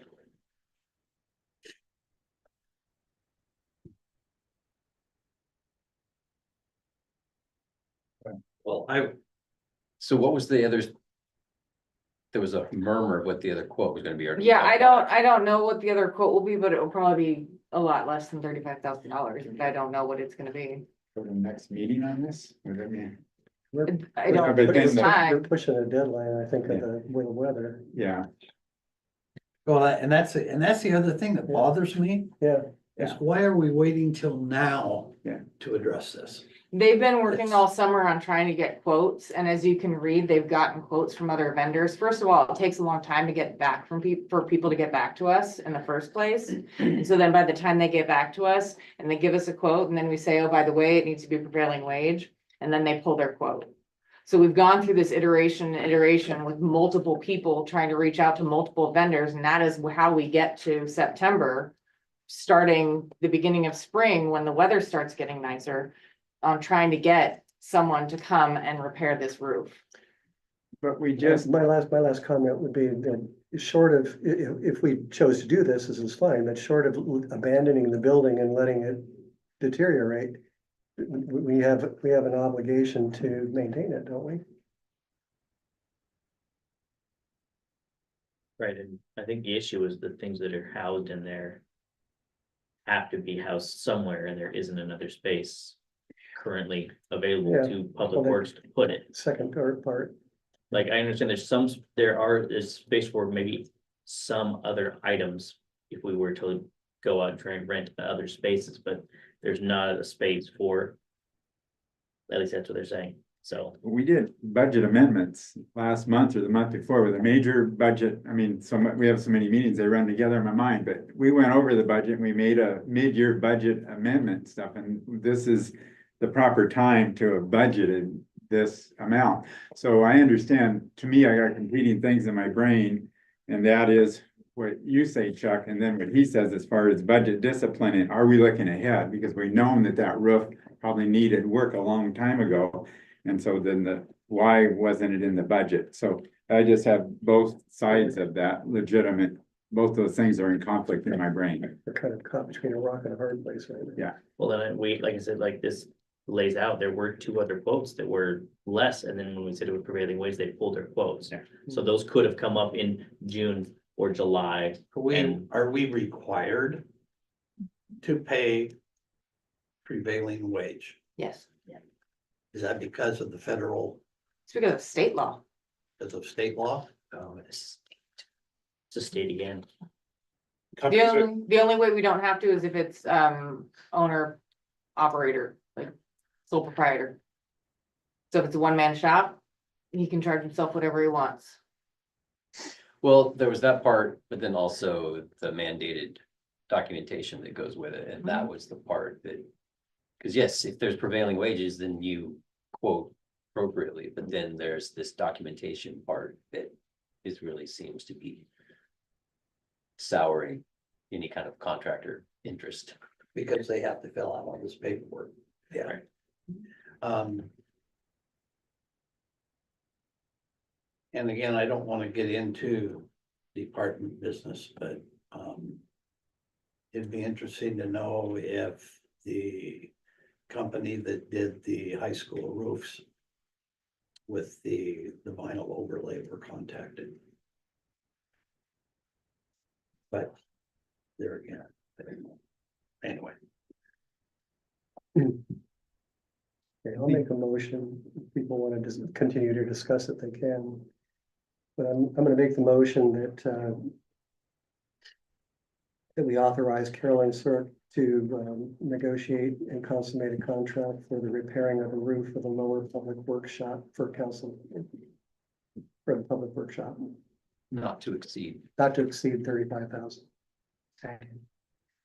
First and a second, any further discussion? All in favor say aye. Aye. Any opposed? Nay. Nay.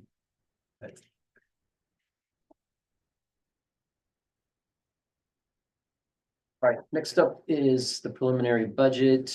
We talked about this for a while this morning.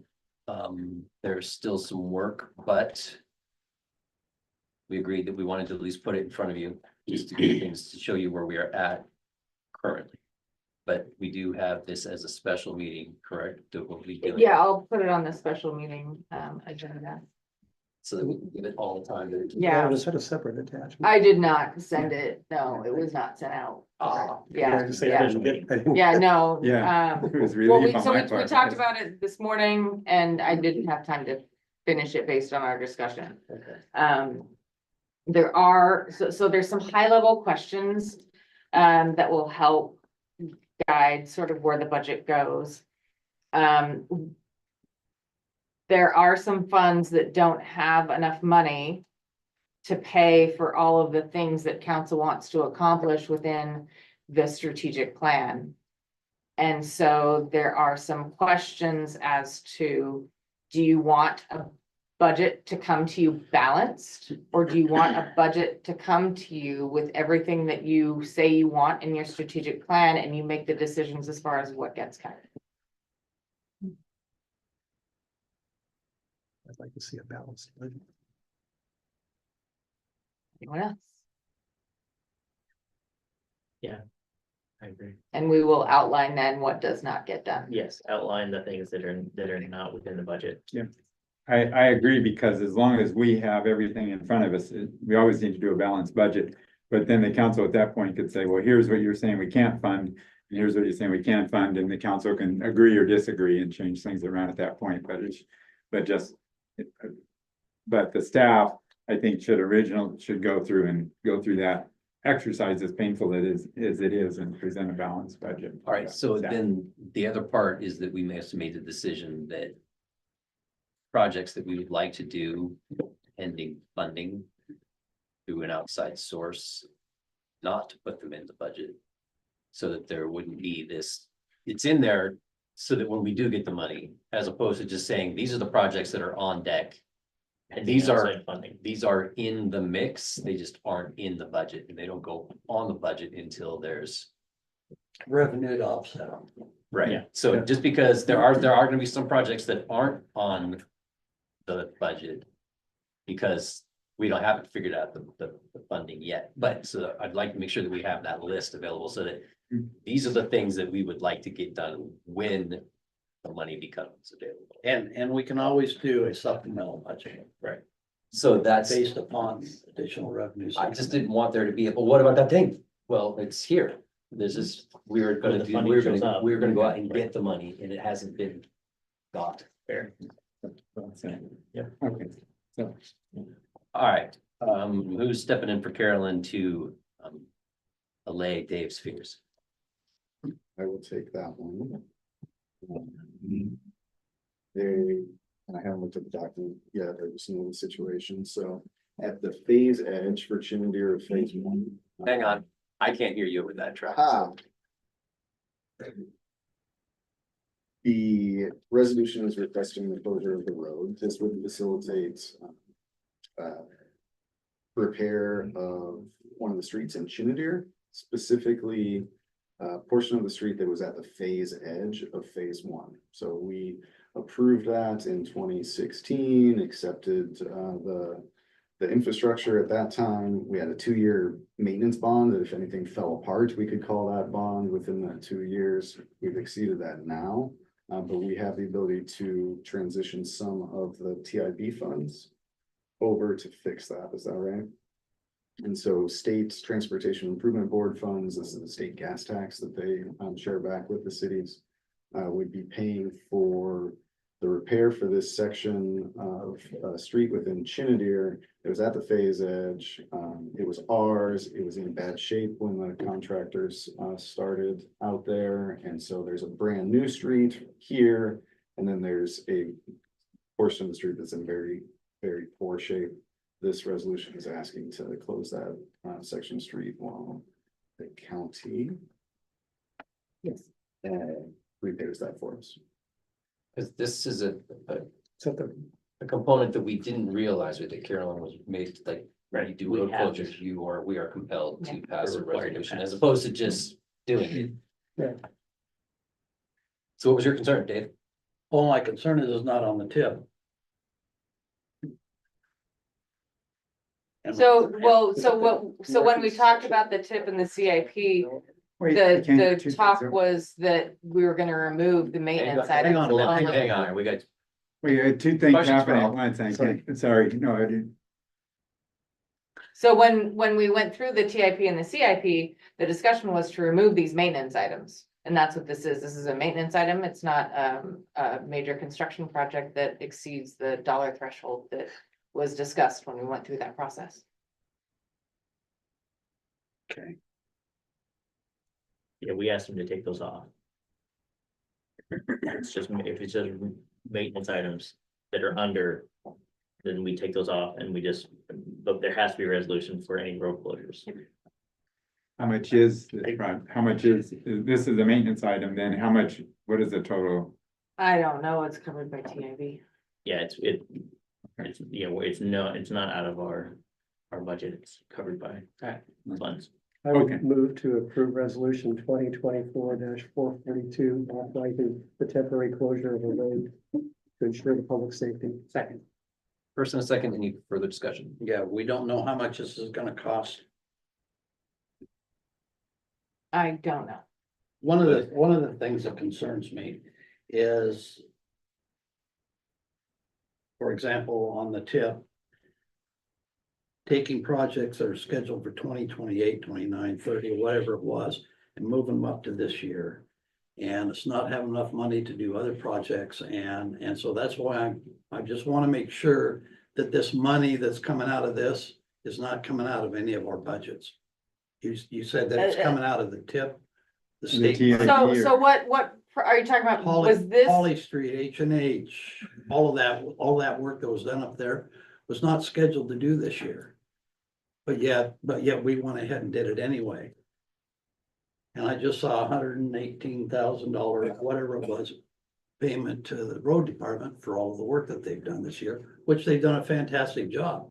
But if we're not gonna stick to our plan, why do we have a plan? So the reason why the plans change is when we're able to leverage the opportunity to do the project for a lot less cost and to have it be reimbursed by TIB to the greatest extent possible. So by moving that project up, we're saving the city a lot of money because we're not pushing it out when costs inflate, and we're also able to leverage grant funds. So it's costing us less to do it now than it would to wait till 2028. And the city will be better off because we're doing it sooner. But we don't know how much. We're not prepared to answer that question for Yeah. road closure. Right. No, I don't mean how much the road closure is gonna cost, how much that repair is gonna cost. Of No. course, we know that, but we're not prepared to answer that in. They don't have preparation for a road the closure figures yet. agreement. Can we have the figures I got for the next meeting? Before we. Well, have this? that has nothing to do No. with the road closure itself. No, I know, okay. But then we're doing the road closure for the repair though, so it's kind of, Yeah, I mean, it's related. okay. That's all I've got for comments. Thank you. Any further comment? All in favor, say aye. Aye. Any opposed? I'm gonna, this is unanimous, yes. Okay. I'm just disappointed in a few things. Ben, All right, Lasher Street is moving along, so we've got the state, Washington State Department of Transportation has authorized us to spend funds on design. We have selected an engineer to perform that design. We've negotiated a contract with them. That contract is for an amount of $265,531. I'm very happy to present that amount to you instead of the contract for $393,000 that was presented to us at the first go. So we were able to negotiate that down. Some of that negotiation downward was because there was out of phase costs in that. And so out of phase costs means that it wasn't preliminary engineering design, it was part of the right of way phase, that negotiation with landowners. So some of those costs will come back in, but by delaying it till a future date, we'll be able to make sure that that amount really reflects the amount of right of way negotiation we're anticipating for this. So asking for you to approve this. I do have one requested amendment to that preloaded motion in there, and that would be to add contingent on WashDOT approval. So they need to give us the go ahead before signing contract with the design engineer also. And so contingent on their approval would mean that we would be under contract with them. We can get going on the design and the fact finding, that survey, understand where our rights of way are and what's underground there to know how much the cost would be. I'd move to approve the local agency consent agreement with Wallace Engineering for the Lasher Street project for a cost not to exceed $265,531. Contingent Subject upon. to WADOT. Yes, contingent upon WADOT. We do. Yes, thank you. Second. First and a second, any discussion? All in favor, say aye. Aye. You have some informational items in your packet. Now we have, staff report. Ben, Getting prepped to absorb the new duties, starting the first of the month, so that's going along. There are a lot of duties. Other projects continue to roll along, though. So we talked a few months ago about the critical areas ordinance update and the money we have from the Department of Commerce, to facilitate that update. That money is in the form of $10,000 for this fiscal year and $10,000 next fiscal year. We're due to give Department of Commerce a scope of work for how we're going to spend that. And step one of their suggestion about how to prepare that scope of work is determine whether we're going to do a collaborative effort with other jurisdictions nearby. And so this summer has been waiting for Schley County to decide they do want to collaborate on some of that work. So we will be collaborating in some way. With North Bonneville to some degree too, for some of the preliminary work and potentially all the way through to just adopting their regulations by reference in our code. So there will be an out for that should you decide no, you don't want to do that, but at this stage wanting to be partners with them in the analysis and potentially in what the regulations are on the basis of that analysis. So that has been going along well.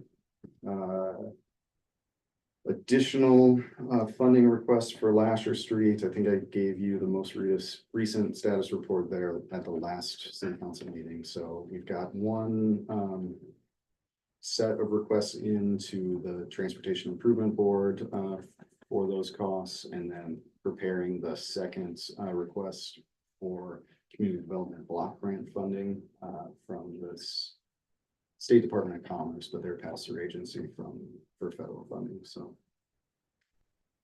those are moving forward. We will have a public hearing about that funding at the next meeting. For you to understand whether the community there is opposed to that or believes that there's a different and better use for the community development block grant funding. That's coming up. Development review wise, there's not any big projects that are sniffing around on the horizon or requesting pre-application meetings, but it's still a pretty steady, I think, stream of small projects coming through. So there hasn't been a cliff that anything is dropped off of, but we're still down from what we were 3 years ago. 3 years ago. Okay.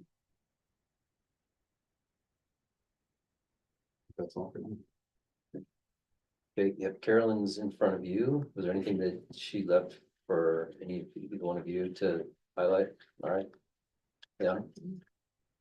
I've been working on trying to hand off projects.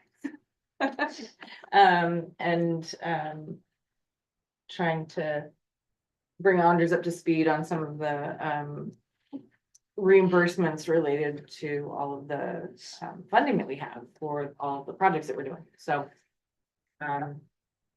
going well. Pretty much what my focus has been. So, do you have any updates? Trying to keep your head above water.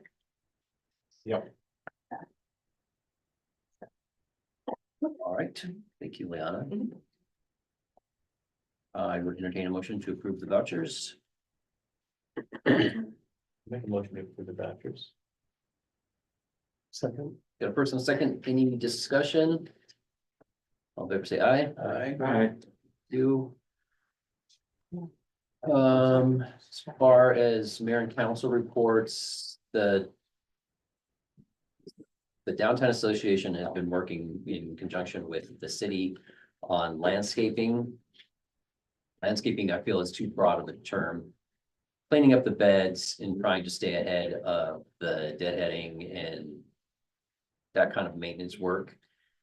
There hasn't been a ton of volunteers for that effort, so the amount of work that team, because I get out there every other week, because where it's 2 to 4 people every other week, and it's slow going, but the beds that are getting done look great with the direction to drop down any bushes that could be affecting visibility at the intersection itself. So that process or that work will continue into November. Obviously running into weather and daylight issues, there will be trying to stand up a second Spruce Up Stevenson Day like we do in the spring to kind of, the first one is to prepare the city for welcoming new guests, but then the second one will be to put everything to bed to go into the winter and include, you know, picking up any leaves that are gathering and holding water and causing any kind of issues on the cobblestones in the park, for example. So while that idea is, I still think it's a great idea. What I'm leading up to is that keep this in mind, because I've gotten several comments about maintenance of our beds, and there's a lot of them. And one of the things that was pointed out through the survey was the look and feel of Stevenson. We don't have the staff to do that. So I would ask you to remember that when we go through our budget workshop, that we should keep in mind ways to keep our cute little town looking cute and not constantly trying to catch up to keep it looking as cute as it needs to be. So plus it's a lot better for the visibility, the health of the plants, all these things that add up. So keep that in mind. And then if you want to volunteer and come dig around in a flower bed, we would take that volunteer opportunity. So anybody else have a report for the greater good? Yes, on the opioid committee. Oh, very good. We have been meeting and we've actually come up with an online form for people to apply for these funds.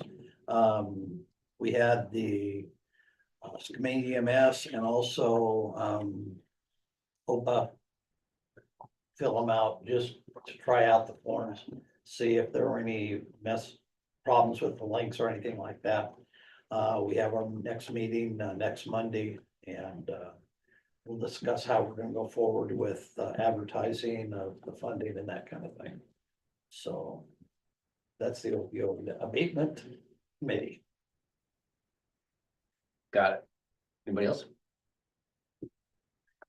Issues for the next meeting? Right. Is Mary still okay? Any additional public comment based on anything that's happened tonight? Thank you, Mayor, for bringing up the landscaping issue. And that is something Carolyn and I have been discussing because, as I said before, Melissa Elliott was we contracted with her. Eric Hansen was the public works director at the time. And I know her, and she's done a lot of good work, and that downtown looked very different. And one of the things is volunteers are precious.